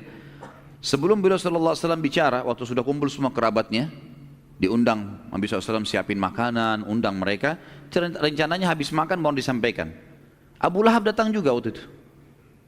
Datang orang ini, belum Nabi SAW bicara, baru datang. Orang sudah kumpul semua, langsung dia bilang, hai Muhammad, bila engkau mengumpulkan kami untuk menyampaikan agamamu yang kemarin kau sampaikan, maka jangan kau bicara. Ini perasaan dia seorang paman, maka harus ponakannya dengar. Ini satu hal yang buruk ya. Nah, banyak orang begitu. Ada orang tua, ada paman, kadang-kadang walaupun ponakannya itu benar, atau anaknya benar, dia nggak mau dengar. Ini kebodohan ini ya. Tidak benar seperti ini. Harusnya kita bijaksana, kalau itu benar walaupun dari lisan anak kecil kita harus dengar. Mungkin seseorang minum berdiri lalu anaknya mengatakan ayah jangan minum berdiri. Benar. Oh ya nak, terima kasih. Mestinya begitu. Ah kamu anak kecil ngerti apa? Tidak boleh menolak kebenaran, gitu kan? Ini bahaya ya, tidak boleh sama sekali. Abu Lahab begitu prinsipnya, dia menganggap Nabi SAW ponakan. Ponakan berarti harus lebih di bawah. Mau lebih pintar, mau apa nggak penting. Gitu. Maka dia ribut. Nabi SAW pun akhirnya melihat kejadian tersebut, Nabi tidak mau bicara. Sudahlah, silakan makan semuanya. Habis makan bubar. Nabi SAW akhirnya mengundang beberapa hari lagi kemudian seluruh kerabat kecuali Abu Lahab. Dalam buku itu, semua datang silakan, dikirimin undangan kecuali orang ini, jangan diundang. Waktu semuanya datang, habis makan, Abu Lahab nggak tahu berita nih. Nabi SAW sampaikan, saya begini, saya utusan Allah, turun firmannya Allah, saya telah ketemu sama Jibril, diceritakan semua panjang lebar. Dan yang pertama masuk Islam adalah Sofia radhiyallahu anha, tante Nabi SAW yang mulia, ibunya Zubair bin Awam. Dakwah Islam makin menyebar pada saat itu. Setelah kerabat-kerabat Nabi SAW ada yang terima, ada yang tidak. Tapi yang disebutkan dalam buku sejarah pada saat pertemuan itu yang langsung mengucapkan syahadat adalah Sofia. Apalagi anaknya Zubair sudah masuk Islam sebelum ibunya. Tadi di tangan Abu Bakar kan gitu. Dakwah Islam menyebar teman-teman sekalian pada saat itu di Mekah dan sangat cepat sekali. Tapi kebanyakan yang memeluk ini adalah orang-orang yang miskin dan kalangan-kalangan di bawah gitu. Terutama dari hamba sahaya. Yang terkenal kisahnya masyhur adalah orang yang sangat mulia, Yasir radhiyallahu anhu bersama istrinya Sumayyah radhiyallahu anha, yang terkenal dua-duanya orang yang pertama mati syahid dalam Islam. Dan juga anak mereka Ammar radhiyallahu anhum. Juga ada dari kalangan budak yang lain seperti Khabbab bin Arad, Bilal bin Rabah, Suhaib ar-Rumi, Amir bin Fuhairah, Abdullah bin Mas'ud radhiyallahu anhum ajma'in. Ini semua adalah orang-orang yang dulu pekerja. Abdullah bin Mas'ud bukan sahaya ya, tapi dia pengembala kambing. Nanti akan kita jelaskan bagaimana Abdullah bin Mas'ud pada saat menebas lehernya Abu Jahal di perang Badr. Nanti akan ada kisah sendiri masalah itu. Tapi yang jelas waktu itu Abu Bakar radhiyallahu anhu satu-satunya orang yang waktu itu mengiklankan Islamnya, maka ia menjaharkan Al-Quran di depan Ka'bah. Waktu sudah mulai beberapa hari berjalan, sudah mulai banyak ayat yang turun, Abu Bakar sudah mulai menghafal gitu kan ayat-ayat yang di situ. Lalu Abu Bakar datang, kemudian beliau membaca depan Ka'bah. Maka mendengar bacaan tersebut orang-orang Quraisy datang mengeroyokinya sampai darah memenuhi wajahnya radhiyallahu anhu, tapi beliau tidak berhenti membaca sampai selesai surahnya. Abdullah bin Mas'ud juga begitu. Sahabat Nabi yang mulia ini, beliau pengembala kambing dan orangnya sangat kurus, kecil, Abdullah bin Mas'ud ini. Sampai-sampai teman-teman sekalian, saking kurusnya Abdullah bin Mas'ud ini, sampai nanti waktu sudah hijrah di Madinah, Satu waktu beliau pernah naik ke atas pohon kurma, kemudian ditiup oleh angin. Akhirnya kainnya di bagian bawah tersingkap, menyingkap pahanya. Saking kecilnya betisnya sampai sahabat tertawa. Spontan mereka tertawakan, bukan niat mengolok ya. Karena tiba-tiba lihat kok lucu, kecil sekali gitu. Akhirnya diketawain. Apa yang terjadi teman-teman sekalian? Kata Nabi SAW dalam hadis sahih, apakah kalian menertawakan kecil betisnya Ibnu Mas'ud? Demi Allah, betis Ibnu Mas'ud itu ditimbangan pada hari kiamat lebih berat daripada gunung Uhud. Apa yang Abdullah bin Mas'ud lakukan teman-teman sekalian? Orang yang kurus kecil badannya baru menghafal surah Ar-Rahman sebagian ayatnya. Dihafal, turun pada saat itu, kemudian dia mulai hafal beberapa ayat. Lalu dia tidak disuruh apa-apa nih. Dia datang ke dekat Ka'bah, cari batu yang tinggi, duduk, baca dengan suara keras. Orang-orang Quraisy lihat Abdullah bin Mas'ud pengembala kambing, bagi mereka ini rendah sekali. Langsung datang dikeroyokin, digebukin, dikeroyokin luar biasa sampai berdarah-darah. Dia nggak berhenti, sampai dia berhenti di hafalannya. Dalam kondisi berdarah-darah teman-teman sekalian, sudah berhenti dia baca, dilepas sama Quraisy, dia pulang. Pergi ke rumah Darul Arqam namanya, tempat pertemuan Nabi SAW dan para sahabat. Begitu sahabat lihat dan Nabi SAW lihat, ada apa dengan kau? Ya Rasulullah, saya baca Quran depan Ka'bah dan mereka keroyoki saya. Kata mereka, kata para sahabat, wahai Abdullah, jangan kau lakukan itu. Badanmu kecil begini, ya, ini bisa sakit, bisa mati, bisa patah semua ini, dikeroyokin sama orang. Rasulullah SAW juga mengatakan, wahai Ibnu Mas'ud, jangan kau paksakan dirimu. Kata dia, ya Rasulullah, kalau anda mau suruh saya, besok saya kembali baca lagi. Jadi subhanallah, keimanan itu kalau memang orang pepatah bahasa Arab mengatakan ya, kekuatan itu ada di hati manusia, bukan di fisiknya. Kalau hatinya kuat seperti baja teman-teman sekalian, makanya iman itu dalam hati. Kalau hati buat seperti baja, biar badannya kurus nggak penting itu. Ada orang subhanallah badannya seperti gentong besarnya, tapi hatinya kecil, ciut, gitu. Disentil sedikit sudah nangis, gitu kan. Ada nanti di perang Uhud kisah Julaibib, sahabat Nabi yang kecil sekali badannya sampai Nabi angkat dengan satu tangan untuk lihat jenazahnya, tapi dia membunuh 9 orang Quraisy, ya, mati di tangannya dia. Jadi keberanian dan kekuatan itu di hati seseorang, gitu, bukan di fisiknya. Pada saat dakwah mulai gencar teman-teman sekalian, maka pemuka-pemuka Quraisy tidak dapat menerima lagi perlakuan para sahabat yang terus-menerus berdakwah, dan bagi mereka, mereka anggap para sahabat mencaci maki Tuhan-Tuhan mereka. Padahal mungkin sahabat-sahabat bukan mencaci maki ya. Para sahabat tidak mencaci maki, para sahabat cuma mengatakan, untuk apa kalian sembah berhala ini? Batu, kalian yang pahat, kalian yang ukir, kalian yang taruh, kalian yang kasih nama, ngapain disembah? Kalian tahu kan ada Tuhan namanya Allah? Kembali ke Allah saja, juga makhluknya Allah. Mereka anggap itu mencaci maki Tuhan mereka. Lalu mereka mendapati ternyata yang menjadi penolong utama Nabi SAW adalah pamannya Abu Talib. Abu Talib masih dalam kafir pada saat itu, tapi Abu Talib melindungi Nabi SAW. Dan mereka menyerang Nabi nggak berani, karena tradisi di zaman waktu itu, kalau ada satu orang diganggu, maka sukunya semua membelanya. Maka yang terjadi teman-teman sekalian, mereka datang kepada Abu Talib berkata, wahai Abu Talib, ponakan anda ini sangat mengganggu kami. Sementara ia berada dalam naungan anda, kami minta biarkan kami yang mengadilinya atau anda yang memberhentikannya. Abu Talib menjawab, tidak mungkin, itu ponakan saya, jadi tidak boleh ada yang ganggu. Ganggu perang suku nih, nggak bisa. Baiklah, Abu Talib ini belum tahu ya, apa yang didakwakan Nabi SAW belum disampaikan oleh Nabi SAW ke Abu Talib ini. Maka berpencarlah orang-orang Quraisy dengan kekecewaan, namun karena Nabi SAW terus saja gencar berdakwah, tiap hari masuk, dan mereka menganggap itu mencaci maki Tuhan-Tuhan mereka, hanya mereka ketemu lagi sama Abu Talib yang kedua kali, mereka mengatakan hal yang sama dengan sebelumnya, dan mereka bilang kami sudah tidak sabar nih Abu Talib. Melihat keadaan sudah memanas, dan Quraisy sudah mengatakan kalaupun kamu mau perang Abu Talib, kami siap berperang, harus diberhentikan nih, ponakanmu selalu mencaci maki, setiap tawaf melihat patung dicaci maki, ini apa, untuk apa disembah, gitu diingat. Maka Nabi SAW pun dipanggil oleh Abu Talib. Kemudian mulailah Abu Talib bertanya, apa sebenarnya yang sedang kau bawa ini hai ponakanku? Apa ajaran apa ini? Maka Nabi SAW jelaskan, begini hai paman, begini hai paman, dijelaskan semua tentang Islam. Kalian kan sudah beriman pada Allah, kalian tahu Allah, ini Allah mengutus saya mengajar, memurnikan ajaran syariat, memurnikan ajaran tidak boleh menyembah berhala-berhala. Diterangkan panjang lebar kepada Abu Talib, sampai Abu Talib sudah memahami apa isi ajaran Nabi SAW. Lalu mereka Abu Talib setelah dengar itu, setelah dengar tadi ajaran itu, dianggap ajaran ini tidak salah. Kenapa mereka melarangmu? Baik ponakanku, kira-kira bisa negosiasi nggak? Artinya ajaran ini jangan kamu sebarkan kemana-mana, ke orang-orang saja yang mau. Daripada kamu tawaf, kamu akhirnya dianggap mencaci maki Tuhan-Tuhan mereka, bisa nggak? Atau kamu tinggalkan aja ajaran itu, kamu kembali ke ajaran nenek moyangmu.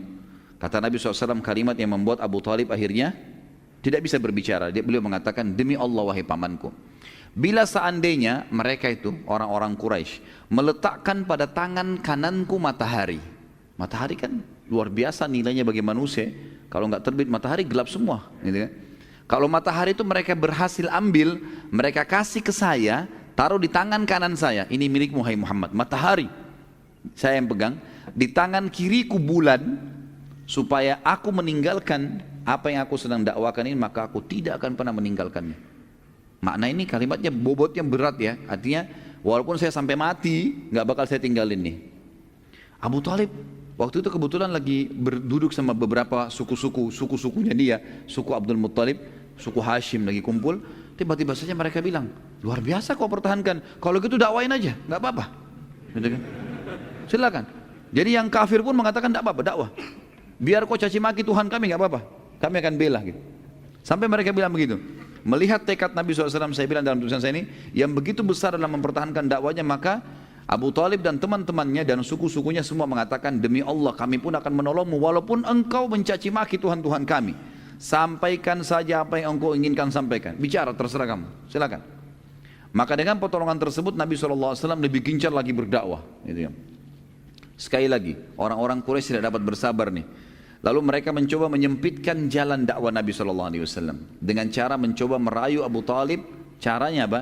Mengutus ke Abu Talib seorang anak muda yang tampan, yang pintar, dicari yang kira-kira fisiknya dekat dengan Nabi. Nabi SAW kan orangnya tinggi, kekar, putih, gagah, banyak kelebihan Nabi SAW. Mereka cari siapa kira-kira yang anak muda Mekah yang mirip seperti itu. Ditemukanlah seseorang yang mirip, tapi tentu jauh lah ya.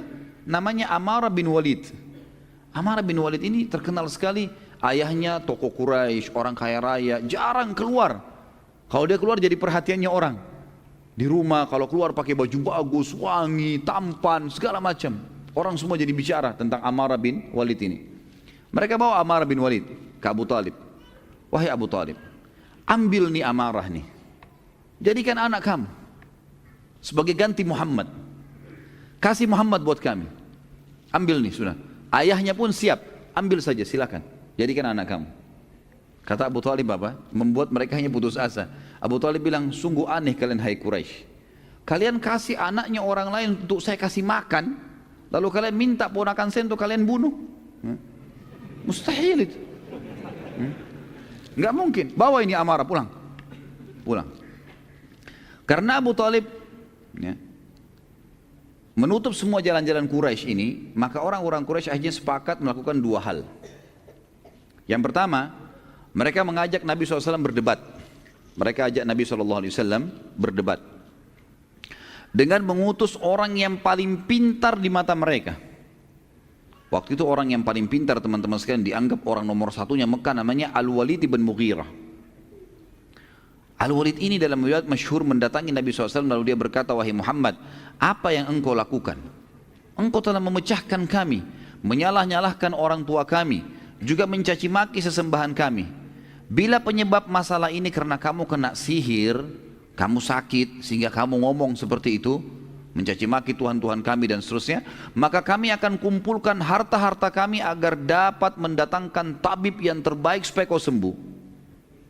Hai Muhammad, bila ini karena kamu ingin kaya, mau jadi orang kaya raya, nggak usah khawatir.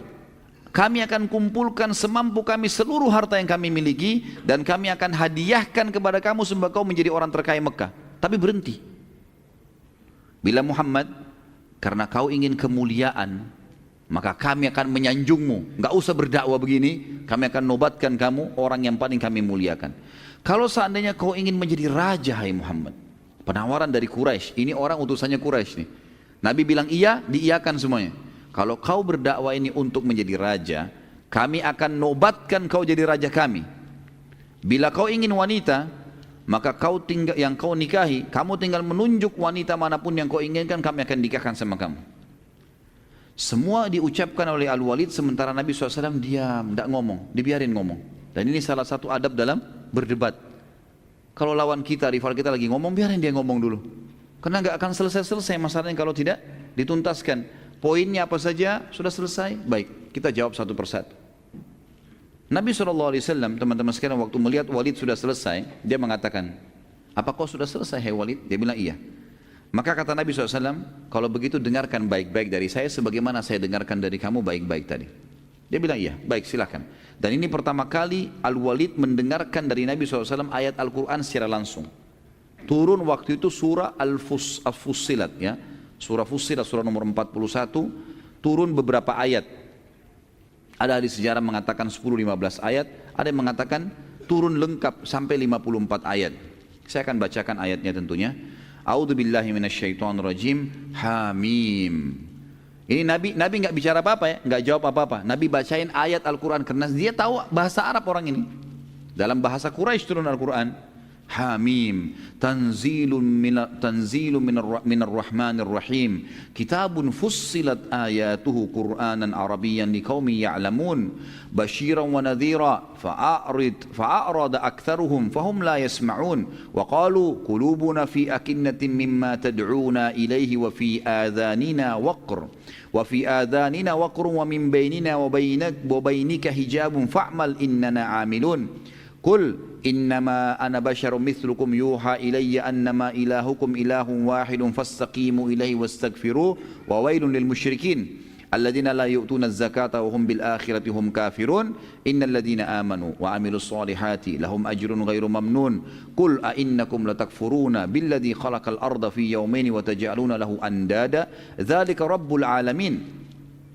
وجعل فيها رواسي من فوقها وبارك فيها وقدر فيها أقواتها في 4 أيام سواء للسائلين ثم استوى إلى السماء وهي دخان فقال لها وللأرض ائتيا طوعا أو كرها قالتا أتينا طاعين فقضاهن 7 سماوات في يومين وأوحى في كل سماء أمرها وزينا السماء الدنيا بمصابيها وحفظا ذلك تقدير العزيز العليم فإن أعرضوا Faqul anzartukum sa'iqata mithla sa'iqati 'adin wa thamud. Kurang lebih saksi bahasan sampai sini 13 ayat ya. Walaupun surah ini adalah 50 sekian ayat. Allah berfirman Hamim, dan huruf-huruf awal dalam Al-Quran hanya Allah yang tahu artinya karena belum pernah ditafsirkan kepada kita oleh Nabi SAW. Turun begitu, sahabat pun tidak bertanya, maka dinukil kepada para tabi'in dan para ulama ahli sunnah seperti itu.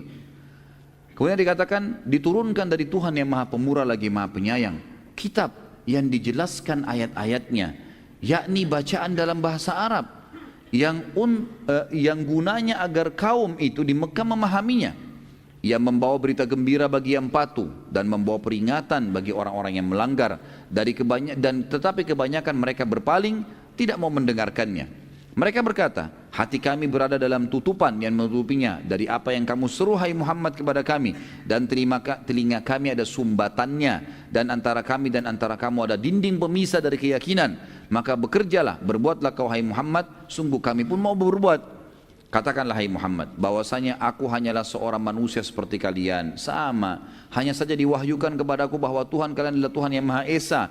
Maka tetaplah pada jalan yang lurus menuju kepadanya, kepada Allah, dan mohonlah ampun kepadanya. Dan kecelakaan besar bagi orang-orang yang mempersekutukan Allah, yaitu orang-orang yang tidak menunaikan zakat dan mereka kafir akan adanya kehidupan akhirat. Sesungguhnya orang-orang yang beriman dan beramal saleh, mereka mendapatkan pahala yang tidak terputus-putus. Katakanlah, hai Muhammad, sesungguhnya patutkah kalian kafir kepada yang telah menciptakan bumi dalam 2 masa dan kalian adakan sekutu-sekutu baginya? Yang bersifat demikian adalah Rabb semesta alam, dan dia yang telah menciptakan di bumi gunung-gunung yang kokoh di atas bumi itu, dia memberkatinya dan dia menentukan padanya kadar makanan-makanan penghuninya dalam 4 masa. Penjelasan itu sebagai jawaban bagi orang-orang yang bertanya. Kemudian dia Allah menuju ke penciptaan langit, dan langit itu masih merupakan asap. Lalu dia berkata kepadanya dan kepada bumi pada saat sudah diciptakan, datanglah kalian berdua kepadaku dengan menurut perintahku dengan suka atau terpaksa. Maka keduanya menjawab, langit dan bumi, kami datang dengan suka hati wahai Tuhan kami. Maka dia Allah menjadikannya langit 7 langit dalam 2 masa. Dan dia mewahyukan pada tiap-tiap langit urusannya. Maksudnya diciptakan malaikat dan tugas-tugasnya. Dan juga langit yang paling dekat dan bintang-bintang yang cemerlang yang kami selalu memelihara dengan sebaik-baiknya. Demikianlah ketentuan zat yang maha perkasa lagi maha mengetahui. Jadi Allah rincikan semua. Di ayat 13-nya, terakhir di sini, kata Allah SWT, jika mereka berpaling, hai Muhammad, katakan pada mereka. Mereka nolak untuk mengisahkan Allah ini, tetap menyembah berhala, katakanlah, aku telah memberikan peringatan kepada kalian dengan petir, seperti petir yang telah menimpa kaum Ad dan Thamud. Kaum Ad, kaumnya Nabi Hud. Kaum Thamud, kaumnya Nabi Saleh. Ya. Kebetulan Nabi Hud sama Nabi Saleh adalah turunan Arab. Turunan Arab. Dan orang-orang Arab faham benar tentang kejadian 2 kaum ini. Bagaimana Allah menurunkan bagi mereka petir-petir yang menyambar dan membakar mereka. Sehingga membuat mereka hangus di tempat. Gitu. Dan orang-orang Mekah tahu betul tentang kejadian kaum Ad dan Thamud. Pada saat Al-Walid tahu cerita itu, orang-orang Mekah tahu cerita Ad dan Thamud, tahu betul ceritanya. Kok bisa Muhammad menyebutkan masalah itu? Dan tiba-tiba karena dia dengar Al-Quran dengan tenang, dia memang mau tahu apa isinya, maka Al-Walid pun ketakutan dan berdiri dari tempat duduknya, lalu menutup mulut Nabi SAW sambil berkata, cukup hai Muhammad, saya memohon kepadamu, jangan kau baca lagi apa yang kau bacakan tadi, takutlah, ya, bertakwalah. Dia bilang, Walid bilang sama Nabi SAW, berhentilah, jangan sampai Allah menghancurkan hubungan kerabatmu. Maksudnya jangan sampai Allah turunkan petir, kami semua mati karena permintaanmu itu. Dia ulangi sampai 3 kali. Berarti di sini ayat Al-Quran berbekas pada hatinya Al-Walid bin Mughirah. Lalu ia duduk kembali. Kemudian Nabi SAW melanjutkan ayat tadi Al-Quran surah Fussilat itu sampai selesai. Lalu kata Nabi SAW, ini yang aku miliki, ini yang aku bawa. Ini Al-Quran yang berbicara langsung sendiri. Al-Quran itu bisa berbicara sendiri. Orang kalau baca dia terjemahkan dirinya sendiri. Kita jadi tahu gitu kan. Kemudian pada saat itu teman-teman sekalian, setelah Nabi SAW mengatakan inilah yang aku miliki, Nabi SAW tidak berdialog dengan Al-Walid, tetapi hanya membacakan padanya ayat Al-Quran. Maka dengan kemujizatan Al-Quran, Al-Walid pun tidak dapat melanjutkan dialognya. Ia pertama kali mendengar Al-Quran dengan tenang dan tanpa gangguan. Ia benar-benar tersentuh. Lalu ia berdiri dan di tempat duduknya lalu menuju ke Darun Nadwah, tempat kumpulnya orang-orang Quraisy. Pada saat itu pun, waktu dia berangkat tadi wajahnya merah, emosi. Dia siap mengalahkan Nabi SAW karena dia tahu dia pintar gitu. Waktu dia kembali orang-orang Quraisy mengatakan, demi Allah, Al-Walid bin Mughirah wajahnya tidak seperti pada saat dia berangkat.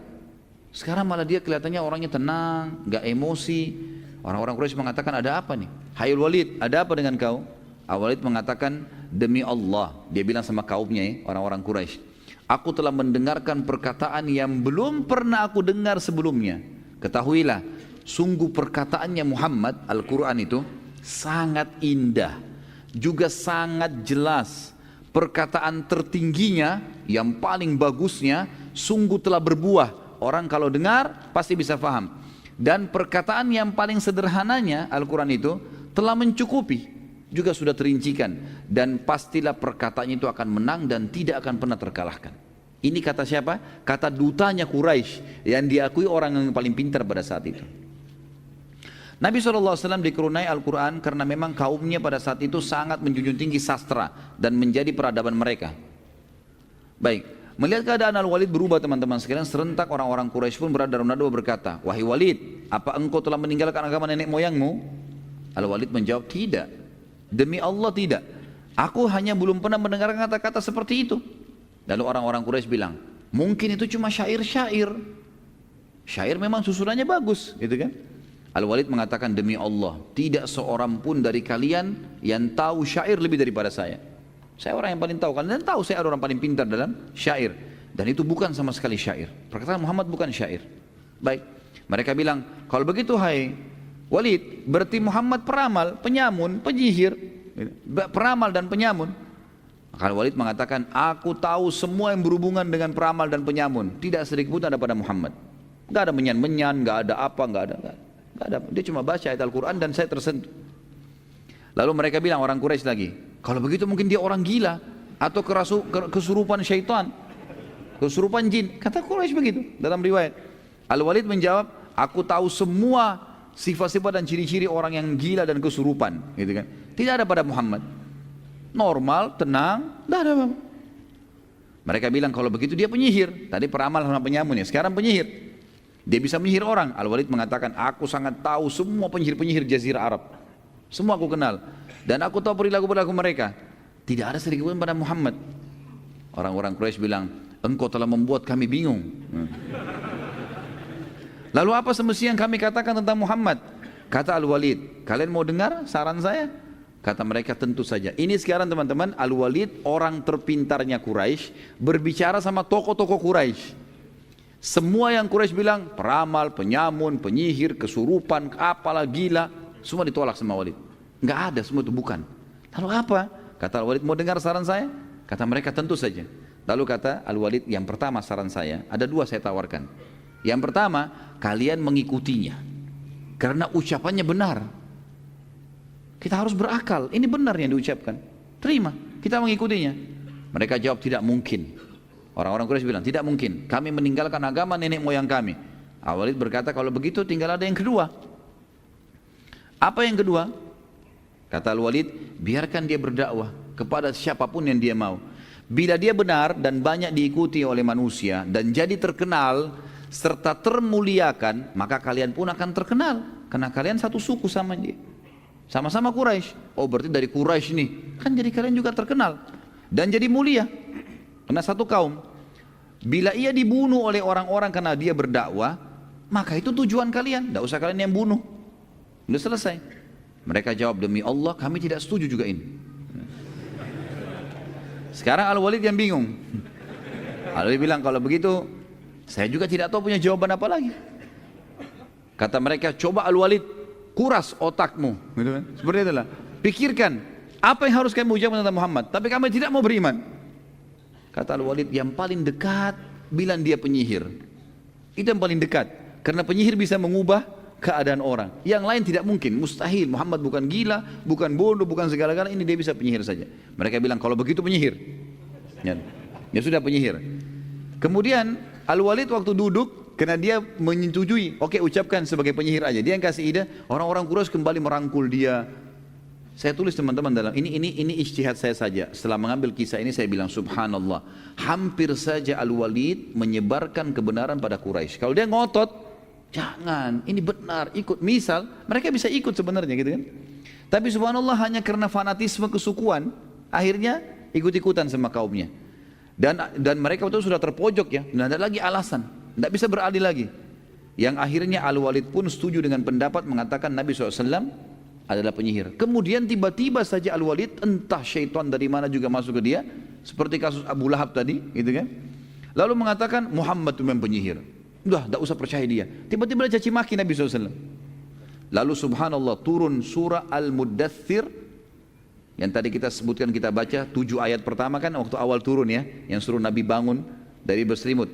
Turun setelahnya sambungan ayat 11 sampai ayat 30. Khusus untuk Al-Walid ibn Mughirah. Karena orang ini tadinya kalau beriman, orang semua beriman sama dia, dia dapat pahalanya. Tapi konyolnya malah dia penyebab orang berhenti. Allah sebutkan, A'udzubillahi minasyaitonirrajim. Al-Muddathir surah nomor 74 ayat 11 sampai ayat 30. Zarni wa man khalaqtu wahida wa ja'altu lahu malam mamduda wa banina syuhuda wa mahattu lahu tamhida thumma yatma'u an azid kalla innahu kana li ayatina anida sa'urhiquhu sa'uda innahu fakkar wa qaddar faqutila kaifa qaddar thumma qutila kaifa qaddar thumma nadhar thumma abasa wa basar thumma adbara wastakbar faqala in hadha illa sihrun yu'thar in hadha illa qaulul bashar sa'uslihi saqar wa ma adraka ma saqar la tubki wa la tadar lawahatun lil bashar 'alaiha 19. Jadi ini ayat 11 sampai 30 turun kepada Al-Walid atau terhadap Al-Walid ibn Mughirah. Kata Allah SWT, biarkan aku berkehendak, biarkan aku bertindak, kata Allah, kepada orang yang telah aku ciptakan dia. Maksudnya Al-Walid ibn Mughirah. Ini orang sudah aku ciptakan, aku yang berikan dia akal, aku yang berikan dia harta. Tiba-tiba waktu ayat-ayatku datang dia tolak, bahkan dia mengajak kaumnya untuk menolak. Dan aku jadikan banyak harta benda untuknya dan anak-anak yang selalu jalan bersamanya, karena Al-Walid bin Mughirah terkenal banyak anak-anaknya. Dan aku lapangkan rezekinya selapang-lapangnya. Kemudian dia ingin sekali aku menambahnya. Sekali-kali aku tidak akan menambah, kata Allah. Sesungguhnya dia menentang ayat-ayat kami, Al-Quran. Aku akan membebani dia mendaki pendakian yang memayahkan. Maksudnya dia akan kesulitan dalam hidupnya, mulai sekarang di dunia dan kemudian juga di akhirat. Sesungguhnya dia telah memikirkan dan menetapkan untuk beriman. Maka celakalah dia, bagaimana dia mengalihkan keputusannya. Kemudian celakalah dia, bagaimana dia bisa mengalihkan keputusannya. Kemudian dia sempat berpikir setelah itu. Sesudah itu dia bermuka masam dan merengut. Kemudian dia berpaling dari kebenaran dan menyombongkan diri. Lalu dia berkata, Al-Quran ini tidak lain hanyalah sihir yang dipelajari dari orang-orang dahulu. Ini tidak lain hanyalah perkataan manusia. Maka kata Allah, aku akan memasukkannya ke dalam neraka sakar. Tahukah kalian apa itu neraka sakar? Sakar itu tidak akan meninggalkan dan tidak akan membiarkan. Tidak ada lagi kulit, tidak ada daging, tidak ada tulang, dibakar semua hangus, diutuhkan begitu terus, abadi. Neraka sakar adalah pembakar kulit manusia dan di atasnya dijaga oleh 19 malaikat. Baik, karena langkah dialog dengan Nabi SAW tidak berhasil, maka mereka sepakat dengan langkah yang kedua. Ada dua langkah ya. Langkah yang kedua adalah mereka berkata, kami akan membunuh Muhammad dan menyusahkannya. Mulai saat itu orang-orang Quraisy mulai dengan mencaci maki Nabi SAW. Setiap kali bertemu dengan Nabi pada saat tawaf mereka caci maki Nabi SAW. Setiap hari selalu mencaci maki Nabi SAW dengan beragam macam cacian. Tapi Nabi SAW sabar, gak ditanggapin. Sampai tiba suatu hari ada cacian yang disebutkan oleh orang-orang Quraisy tapi tidak disebutkan tuh, dan memang tidak ada manfaatnya kita mengetahui apa kata-kata yang diucapkan, tapi sangat menyakitkan bagi Nabi SAW. Maka Nabi pun berhenti. Jadi Nabi lagi tawaf, setiap lewat dari Nabi lagi jalan diikuti sama Quraisy. Kamu begini, kamu begitu, dicaci maki. Nabi biarin aja. Satu waktu ada cacian yang sangat menyakitkan tapi tidak disebutkan apa cacian itu. Mereka ikuti Nabi SAW dari belakang lagi tawaf, lalu Nabi berhenti tiba-tiba. Lalu Nabi mengatakan, wahai Quraisy, aku akan memerangi kalian hingga kalian semua terbunuh kalau kalian masih tetap lakukan ini. Mendengar kata Nabi SAW yang Nabi tidak pernah marah sebelumnya, gak pernah tegas, berhenti tiba-tiba Nabi marah dengan mereka. Melihat kejadian tersebut tiba-tiba mereka jadi berhenti semua. Lalu mereka datang menyalami Nabi SAW mengatakan, maafkan kami hai Muhammad. Kami tidak bermaksud seperti itu ya. Setelah itu Nabi SAW meninggalkan mereka. Pada saat Nabi SAW sudah tinggalkan mereka, mereka kembali dulu dalam dua. Lalu mereka seperti baru orang sadar, mereka mengatakan saling hardik ya. Mereka mengatakan, apa yang kita buat tadi nih? Tadi kan kita sengaja pancing emosinya supaya dia marah, kita gebukin gitu. Kenapa malah sekarang kita minta maaf hanya diancam saja? Lalu kemudian mereka mengatakan, kita harus membunuhnya. Satu kalimat dia ucapkan kita berhenti semuanya. Besok kita harus gebukin nih. Akhirnya besok hari Nabi SAW lagi tawaf, mereka datang lagi. Lalu mereka mengatakan, hai Muhammad, apa engkau kemarin yang mengancam kami untuk berperang? Gitu kan? Nabi SAW diam saja sambil senyum. Lalu kemudian mereka mengeroyoki Nabi SAW waktu itu. Nabi melawan ya, semampunya. Dan Nabi SAW memang dijaga oleh Allah SWT. Mereka tidak bisa menyakiti Nabi SAW. Pada saat Nabi SAW sudah terpojok, pada saat itu karena dikeroyokan makin banyak orang datang, dan tidak ada sahabat waktu itu yang melihat Nabi SAW, karena masih sedikit sahabat kan. Melihat kejadian tersebut, Fatimah radhiyallahu anha, anak Nabi SAW, berusaha membantu ayahnya tapi tidak mampu karena perempuan. Lalu dia segera menyusul Abu Bakar. Datangnya Abu Bakar, lalu menyampaikannya, hai Abu Bakar, begini kejadiannya.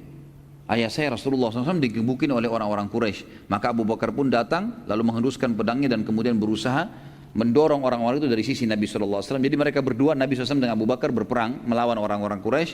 Lalu Abu Bakar mengatakan, apakah kalian mau memerangi orang hanya karena mengatakan Tuhanku Allah? Sampai akhirnya Abu Bakar terus mengulangi kalimat itu sambil mengancamkan pedangnya kepada orang-orang Quraisy. Hanya orang-orang Quraisy meninggalkan Nabi SAW. Dan pada saat itu teman-teman sekalian, ya berhentilah orang-orang Quraisy pada hari itu menyiksa Nabi SAW. Kalau enggak kita lanjutin. Sebenarnya ada tema saya siapkan untuk malam ini, atau kalau tidak pertemuan akan datang insyaallah, masuk Islamnya Hamzah dan Abu Dzar radhiyallahu anhu. Pada saat pertama kali Nabi SAW mendakwahi Khadijah radhiyallahu anha, Ummul Mukminin, tidak usah pakai Siti, kan sudah kita perbaiki tadi. Apakah di saat itu Khadijah radhiyallahu anha sudah jilbabnya mengulur sesuai di surah Al-Ahzab ayat 59? Belum turun surah Al-Ahzab, gitu kan? Dan memang tidak disebutkan apakah Khadijah radhiyallahu anha memiliki hijab yang seperti besar atau kecil, Allahu alam, ya, kita tidak tahu. Dan ini tidak disebutkan dalam buku-buku sejarah masalah itu. Tapi tradisi wanita-wanita di orang Quraisy di Mekah pada saat itu memang mereka menggunakan kain, ya. Mereka menggunakan kain di kepala, menggunakan kain di badan, dan bagi mereka kalau tokoh-tokoh selain hamba sahaya itu mereka selalu saja berpakaian yang rapi. Tapi apakah jilbabnya sudah seperti surah Al-Ahzab itu Allahu a'lam, karena Al-Ahzab itu belum turun, ya. Itu yang saya tahu. Apakah tidak berimannya sebagian Quraisy seperti Abu Lahab termasuk dalam kehendak Allah juga selain kehendak orang tersebut? Semua teman-teman sekalian dibawa naungan kehendak Allah. Perbuatan baik atau perbuatan buruk Allah yang ciptakan, dan semua pun kalau terjadi dengan izin Allah. Tetapi artinya gini, Allah ciptakan nikah sama zina misalnya, ya. Allah perintahkan nikah, Allah larang zina. Allah yang ciptakan kan? Baik, kalau ada orang melakukan perbuatan nikah karena dia mengejar rahmatnya Allah, dapat pahalanya. Kalau dia mengerjakan zina, yang menciptakan dia, menciptakan perbuatan, yang menciptakan, memberikan dia energi, Allah juga. Tapi ini secara global masuk dalam semua dengan izin Allah tentunya. Tapi ini dilarang. Allah sudah bilang akan kena ancaman, kena hukuman. Kalau kita bicara lingkup global, maka semua dengan izin Allah, nggak bisa lepas. Tetapi saya pernah jelaskan masalah takdir, ada yang sifatnya ikhtiar, namanya af'al ibad, ya. Berhubungan dengan perilaku hamba-hamba. Kalau perilaku hamba-hamba teman-teman sekalian seperti misalnya menikah, ya, melakukan kebaikan atau melakukan kejahatan, ini ikhtiar kita semua nih. Seperti contoh gini, teman-teman sekarang mau hadir di masjid sini, kan bisa hadir, ya. Pilihan siapa? Pilihan antum sendiri kan. Di luar sana juga mungkin ada orang berbuat maksiat. Mungkin dia ke diskotik, mungkin dia berbuat haram. Pilihan dia juga itu. Semua ini pun terjadi dalam lingkup masyiatillah. Tapi Allah sudah ingatkan, kalau ke sini dapat pahala, di sana dapat dosa. Ini ada surga, ini ada neraka. Allah sudah sebutkan. Jadi kalau kita bicara lingkup luasnya, semua ini dengan kekuasaan Allah terjadi. Tapi Allah sudah membedakan mana baik, mana buruk, dan mengikutkan padanya berita gembira bagi yang patuh dan ancaman bagi yang melanggar. Jadi sebenarnya Abu Lahab itu dan orang-orang yang meninggal dalam keadaan kafir itu pilihan dia. Pilihan dia, dia bisa beriman kok. Dan Allah selalu datangkan sinyalnya kepada setiap orang yang seperti ini. Jadi jangan difahami Allah memaksa atau ya tanda kutip, ya, orang itu harus kafir atau orang ini harus beriman, tidak. Makanya Allah mengatakan dalam firman-Nya, a'udzubillahi minasyaitonir rajim, faman syaa'a falyu'min wa man syaa'a falyakfur. Siapa yang mau beriman silakan, siapa yang mau kafir silakan. Allah kasih kebebasan sebebas-bebasnya. Makanya orang juga nanti hari kiamat, naudzubillah, penghuni neraka masuk neraka, mereka masuk neraka dan mengakui keadilan Allah. Karena yang buat dia masuk neraka dia sendiri. Dia sendiri. Makanya Allah mengatakan syaitan mengatakan nanti pada hari kiamat, dan Allah nukilkan dalam Al-Qur'an, syaitan iblis akan berkata nanti pada hari kiamat akan keluar tiang besar di neraka lalu dia berkhutbah, dan saya sarankan jangan dengar khutbah ini, ya. Ini khusus untuk penghuni neraka. Dia bilang innallaha wa'adakum wa'adal haq, Allah telah janjikan kalian dengan janji-janji yang benar, wa wa'adtukum, dan saya juga janji-janji kalian, fa akhlaftukum, tapi saya nipu kalian. Allah sudah bongkar kedoknya iblis, gitu kan. Hari kiamat dia akan bicara begitu di neraka. Dan dia mengatakan dalam ayat ini lanjutannya, ma'ana bimusrikhikum. Dalam hal lanjutan ayat ini, saya tidak bisa tolong kalian, wa ma antum bimusrikhi, kalian juga tidak bisa tolong saya. Saya cuma panggil kalian, kalian yang jawab sendiri. Fala talumuni walumu anfusakum. Jangan kalian salahkan diri saya, salahkan diri kalian sendiri. Karena memang kita bebas nolak, bisa bebas memilih kan. Seperti itulah. Ana seorang mu'allaf yang ingin tanyakan adalah apakah masih ada sisa-sisa kebenaran sejarah agama Islam dalam agama Nasrani masa kini, baik itu dalam kitab sucinya Alkitab atau mungkin dalam ajaran atau mungkin dalam tata cara ibadahnya. Karena ana ingin bisa insya Allah berdakwah kepada orang tua, saudara, keluarga dan masih agama Nasrani. Syukran Ustaz. Saya pribadi nggak tahu ya apakah memang masih ada dalam syariat, dalam ajaran sekarang yang dipelajari di gereja-gereja dalam Injil itu masih ada yang sama dengan ajaran kita sekarang. Allahu alam. Tapi yang jelas karena sudah banyak perubahan ya. Kalau Al-Quran menceritakan kepada kita mereka mengubah-ubah banyak isi Injil itu, isi Alkitab mereka ubah, gitu kan? Sehingga kita tahu ada revisi Injil misalnya, yang saya sudah pernah ceritakan di Vatikan ada revisi Injil hampir tiap tahun terjadi. Maka ini sulit untuk dijadikan sebagai rujukan, gitu. Yang benar adalah saya sarankan akh atau ukhti ini ya dakwakan Islam saja. Tidak perlu untuk mencari apa yang berhubungan dengan Nasrani supaya bisa menerima Islam. Enggak usah, enggak perlu. Paling yang tersisa pun kalau kita mau mencari secara global adalah berimannya umat Islam kepada Nabi Isa alaihissalam. Berimannya umat Islam kepada turunnya kitab namanya Injil. Tapi tinggal dilengkapkan dengan turunnya Al-Quran yang harus diterapkan syaratnya dan juga datangnya Nabi Muhammad SAW. Jadi tidak usah terlalu ragu dalam berdakwah. Tugas kita cuma menyampaikan. Dan sampaikan Islam yang kita fahamin. Bagaimana cara wahyu turun setelah surah Al-Alaq ayat 1 sampai 5? Apakah sama dengan surah Al-Alaq, Jibril membaca dan Nabi SAW mengulangi? Proses penerimaan wahyu ada beberapa cara ya. Kadang-kadang Jibril datang, kata Nabi SAW, kadang-kadang Jibril datang dan dalam poster manusia, kemudian aku memahami dari perkataannya kalau dia bukan manusia. Kadang-kadang Jibril AS memasukkan itu ke dalam hatiku, sehingga aku merasakan ada ilham di dalam hatiku. Kadang-kadang aku mendengar suara lonceng yang keras, dan ini yang paling berat untuk Nabi SAW. Jadi ada beberapa cara, tapi yang dinukil kepada kita tidak dirincikan secara khusus ya. Surah Ad-Duha itu turunnya seperti apa, apakah sama dengan Al-Alaq? Yang dirincikan memang Al-Alaq. Jibril datang karena surah pertama dan ayat-ayat pertama, maka Jibril datang dalam kemudian memeluk Nabi SAW, dan ini tidak semua ayat. Ada di antara ayat-ayat memang turun. Nabi SAW menyaksikan itu. Seperti kasus nanti kita akan bahas di perang Bani Quraidah. Bagaimana waktu Nabi SAW sudah selesai menang dari pasukan Ahzab, ya, pasukan kelompok-kelompok 10.000 orang yang mengepung Madinah, sudah bubar semua kena angin kencang. Pada saat itu Allah SWT bubarkan mereka. Maka Nabi SAW pulang ke rumah lalu ganti baju, mau mandi. Datanglah Dihyal Kalbi, sahabat Nabi yang mulia dalam poster Dihyal Kalbi ini, lalu mengetuk rumah Nabi SAW dan bertanya kepada Aisyah, mana Muhammad, mana Rasulullah? Kata Aisyah, lagi membersihkan dirinya. Lalu kata Dihyal Kalbi, sampaikan kalau Dihya mau bertemu. Lalu Nabi SAW keluar dan bertemu dengan Dihya. Itu kan Aisyah pun menceritakan, maka Nabi SAW pun Aisyah mendengarkan Dihya Al-Kalbi berkata, hai Muhammad, perkataannya setelah ketemu, hai Muhammad, apakah kalian sudah membuka baju-baju perang kalian, sementara kami malaikat tidak membuka baju-baju kami, gitu kan? Sampai kami memerangi ke arah sana, ditunjuklah bentengnya Bani Quraidah. Jadi pernah Jibril datang seperti ini. Tapi kalau tadi tentu ada di antara surah yang disebutkan bagaimana Jibril prosesnya datang, tapi ada juga yang tidak disebutkan. Tapi ini tadi secara global saya sebutkan. Ada yang kadang-kadang Jibril datang bicara seperti ini, ada kadang-kadang ilham yang masuk dalam hati Nabi SAW, kadang-kadang terdengar suara lonceng, seperti kasus Aisyah waktu difitnah. Nanti akan kita bahas kisah ifq pada saat pulang dari perang Bani Mustaliq. Nanti akan kita pelajari insyaAllah itu bagaimana Nabi SAW waktu turun ayat tentang pembebasan Aisyah dari tuduhan zina, beliau duduk di sudut rumah Abu Bakar, lalu beliau keringatan dan mendengarkan suara lonceng yang keras. Nah ini juga salah satu metode. Allahu a'lam.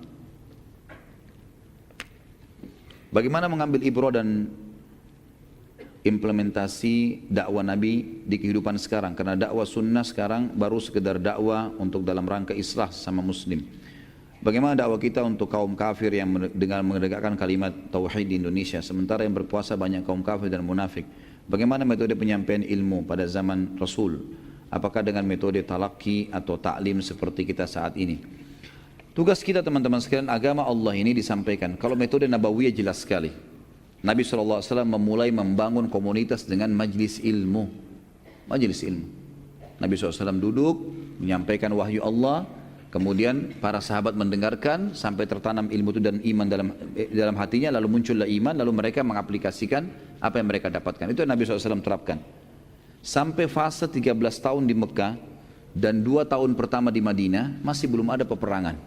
Selalu ada penanaman iman. Maka lahirlah kader-kader seperti Abu Bakar, Umar, Uthman, Ali, Talha, Zubair dan semuanya sahabat-sahabat Nabi Muhammad, karena ilmu sudah tertanam dalam hatinya. Kalau saya pribadi melihat sekarang Indonesia ini kita butuh majelis ilmu yang banyak. Para teman-teman dai lebih gencar menyampaikan ceramah-ceramah mereka, memaksimalkan media-media yang ada, gitu kan? Karena kita sudah terlanjur di Indonesia ini masyarakat tercekoki dengan banyak pemahaman yang tidak jelas.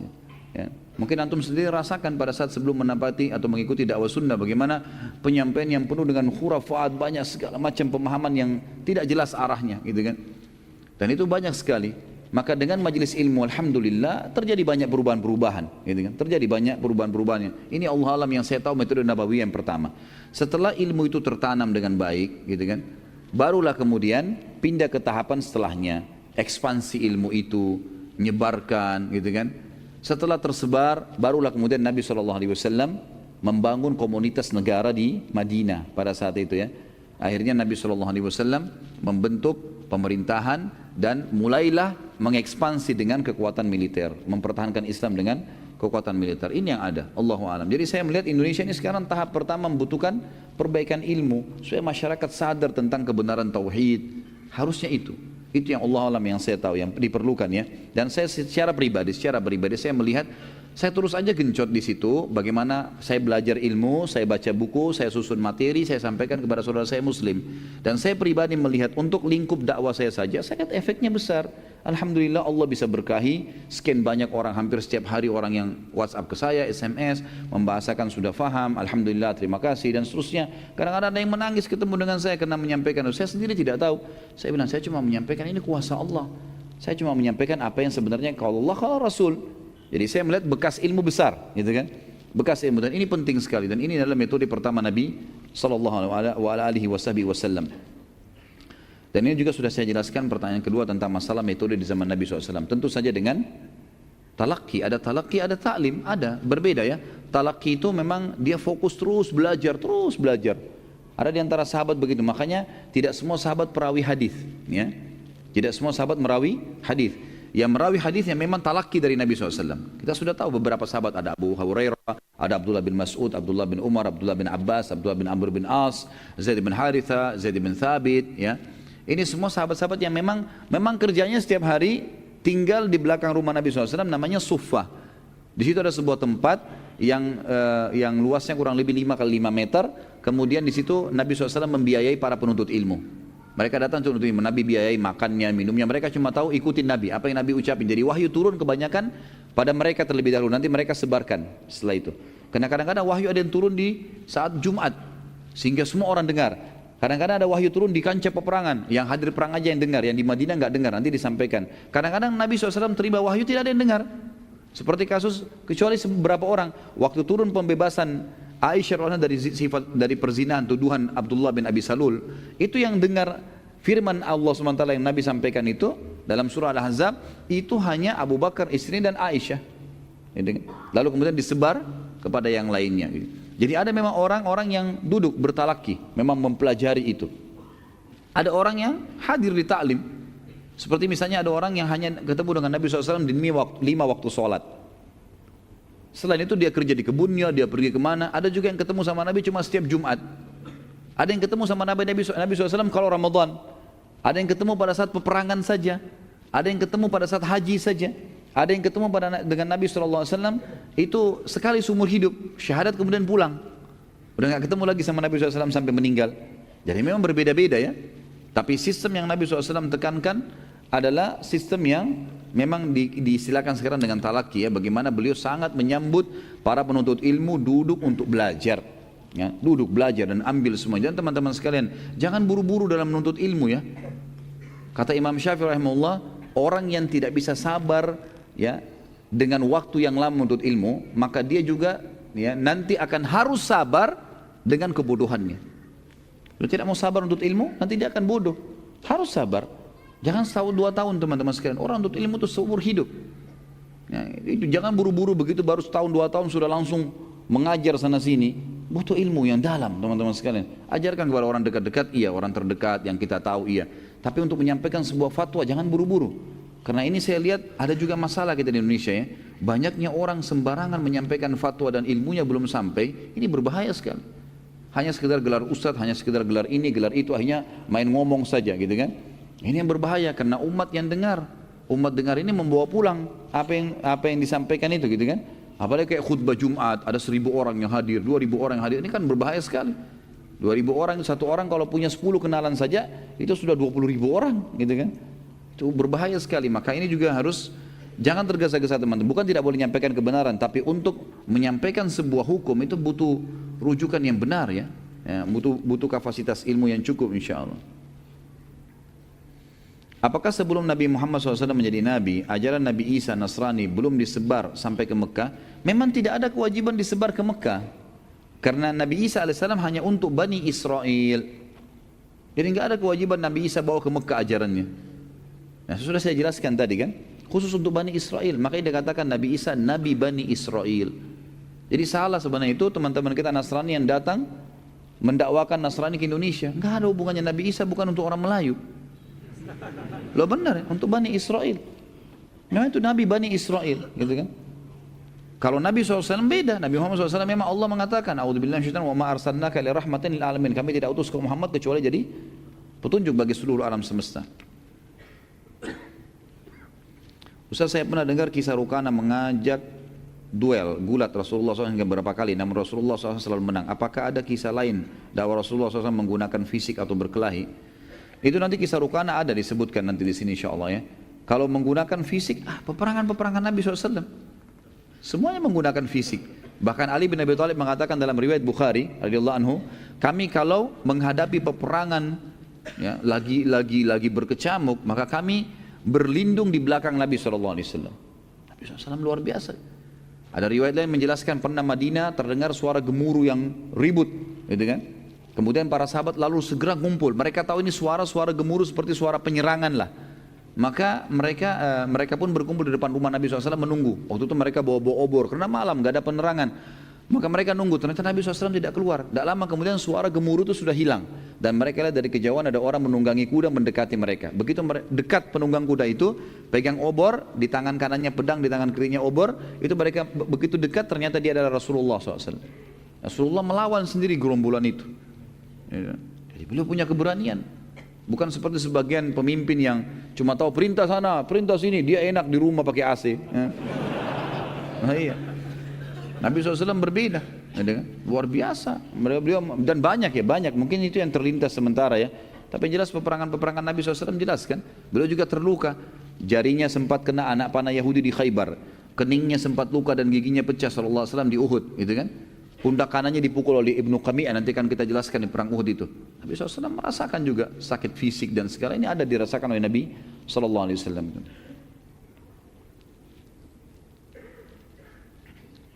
Tadi belum dijelaskan tentang kelahiran Fatimah radhiyallahu anha. Kok tiba-tiba muncul? Ya tadi kan penjelasan tentang, kan tadi dijelaskan tentang anak-anak Nabi SAW, di antaranya namanya Fatimah radhiyallahu anha, gitu kan?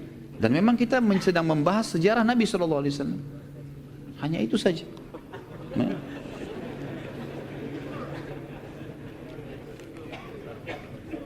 Bagaimana saya mendakwahi sahabat saya yang menganut agama Nasrani, namun dia ingin masuk Islam, tapi dia masih ragu, bagaimana saya meyakinkannya? Suruh syahadat dulu, baru sebentar belajar. Syahadat dulu. Kamu masuk Islam, iya, ikutin saya ya, asyhadu an la ilaha illallah wa muhammadur rasulullah, suruh ucapin. Setelah itu dia mu'allaf artinya orang yang masih lemah hatinya, ajarin. Jangan kasih buku dulu tebal, pelajarin ya, nanti baru kamu syahadat. Nah, kalau dia mati gimana? Masukin Islam. Pernah ada seorang ikhwah gitu bawa sama saya seorang ikhwah yang lain, laki-laki yang lain gitu, dibawa sama dia di hotel. Waktu itu saya lagi nginap, ada tamu dari Saudi Syekh datang beberapa tahun yang lalu. Kemudian dia bilang, Ustaz, ada teman saya mau masuk Islam, tapi mau sama Ustaz. Begitu datang ke saya tanya, sejak kapan mau belajar Islam, mau masuk Islam ini? Dia bilang, saya sudah lama sampaikan ke teman saya, ditunjuk teman ikhwah yang bawa itu, sudah lama. Dan saya dikasih buku dulu, dikasih buku tebal, belajar. Mungkin sudah dari berapa bulan yang lalu, gitu kan. Saya bilang sama akhi itu, kenapa akhi? Subhanallah, kalau orang ini meninggal di masa-masa dia sudah minta masuk Islam dan antum belum pandu syahadat, tidak ada muslim yang tidak bisa syahadat, gitu kan. Kalau dia meninggal antum tanggung jawab loh. Masuk neraka orang, gitu kan? Nggak boleh. Jadi pandu syahadat. Lalu saya pandu syahadat, setelah syahadat baru kita kasih buku, kasih penjelasan tentang Islam. Aja dulu syahadat. Ya. Dan tidak ada sulitnya itu aja syahadat gitu. Jadi itu saran saya aja syahadat. Kalau dia sudah ada keinginan ya, kalau dia belum ada keinginan, baru kemudian kita memberikan buku-buku, mungkin kita berikan argumentasi apa ya, keterangan-keterangan mungkin yang bisa membuat dia yakin dulu. Tapi kalau ini kan sudah ada keinginan, cuma masih ragu saja, suruh syahadat dulu, kemudian baru kita didik, karena didikan datang setelahnya.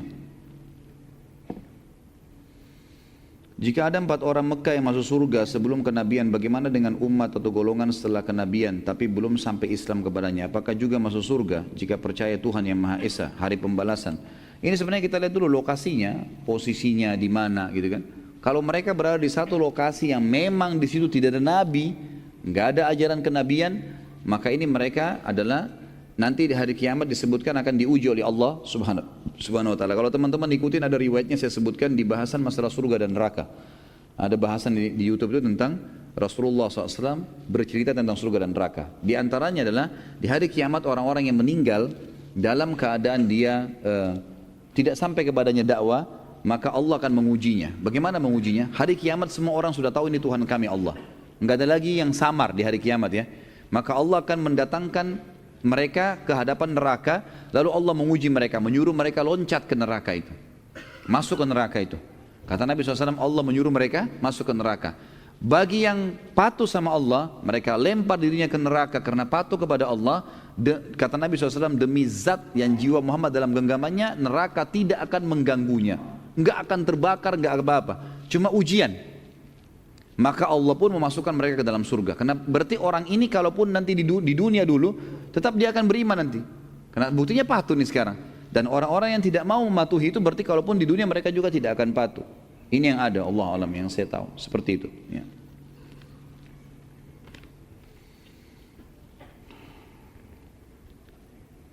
Apakah Rasulullah SAW sudah menikah dengan anak Abu Lahab pada saat mendakwahi kaum Quraisy? Bukan Rasulullah, anak Rasulullah SAW. Ya. Ini tadi kan saya bilang, kalau bukan Ruqayyah Ummu Kalthum. Karena kan waktu Ruqayyah Ummu Kalthum ini menikah dengan Uthman sudah janda. Dan itu jandanya adalah menikah dengan salah satu anak laki-laki Abu Lahab. Ya. Jadi bukan Rasulullah SAW yang menikah di sini. Ini berarti salah dengar tadi. Makanya pertanyaannya sudah salah semua ke bawah nih. Ya. Umur berapa pada saat itu Rasulullah menikah dengan anak Abu Lahab? Kan jadi salah semua pertanyaannya.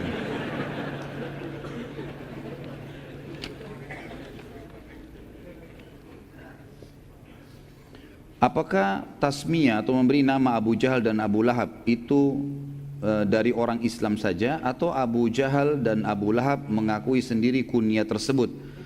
Kalau Abu Lahab memang dikenal di Mekah begitu. Abu Lahab memang dikenal dengan Abu Lahab. Kalau Abu Jahal tidak, di kalangan muslimin saja. Karena memang Abu Lahab sudah terkenal dengan istilah itu, gitu kan. Nanti insya Allah kita akan pelajari bagaimana sampai matinya Abu Lahab, gitu kan. Yang jelas itu julukan dia memang sudah terkenal. Kalau Abu Jahal tidak. Abu Jahal punya julukan di Mekah Abul Hakam, atau orang yang bijaksana, gitu kan. Kalau muslimin yang mengatakan Abu Jahal, nanti akan kita ceritakan juga kenapa dia dikatakan Abu Jahal, nanti akan disebutkan insya Allah. Dan insya Allah bulan depan kalau Allah masih mudahkan semua insya Allah dengan kesehatan, dengan panjang umur, kita akan jelaskan itu panjang lebar insya Allah. Baik, mungkin begitu dulu teman-teman sekalian, karena sudah jam 9 kurang lebih. Kita tutup dengan berdoa kepada Allah yang maha mulia dan maha tinggi agar memberkahi majelis kita ini. Dan semoga saja semua amal yang pernah kita kerjakan sekecil sampai sebesar apapun diterima olehnya. Dan juga semoga dosa yang pernah kita lakukan sekecil sampai sebesar apapun juga dimaafkan dan diganti dengan kemahamurahannya menjadi pahala. Semoga saudara kita di Palestina, di Syria, di Yaman, di Irak, di Myanmar, di Ahsa, dimanapun mereka berada sedang tertindas, semoga Allah ikhlaskan niat mereka, terima para syuhada mereka, mulakan Islam di tangan mereka dan tangan kita semua. Dan juga semoga Allah mempartisipasikan kita bersama mereka di pahala, baik dengan doa, dengan harta, juga dengan jiwa kita. Dan semoga Allah menyatukan dengan izinnya kita semua di surga Firdausnya tanpa hisab. Semuanya satukan kita di majelis ilmu yang mulia ini. Dan kita terus berdoa agar negara kita ini diberikan ketentraman, keamanan, keimanan, dan dikaruniai pemimpin-pemimpin yang mukmin, yang saleh, yang menerapkan Al-Quran dan Sunnah, dan mengembalikan muslimin pada kemuliaan. Dan semoga saja seluruh negara-negara Islam menjadikan Indonesia sebagai contohnya. Mungkin begitu teman-teman sekalian. Kalau ada benar dari Allah, kalau rasa ada saya mohon dimaafkan. Subhanakallahumma wa bihamdika asyhadu an la ilaha illallah astaghfirullah wa atubu ilaih. Wassalamualaikum warahmatullahi wabarakatuh.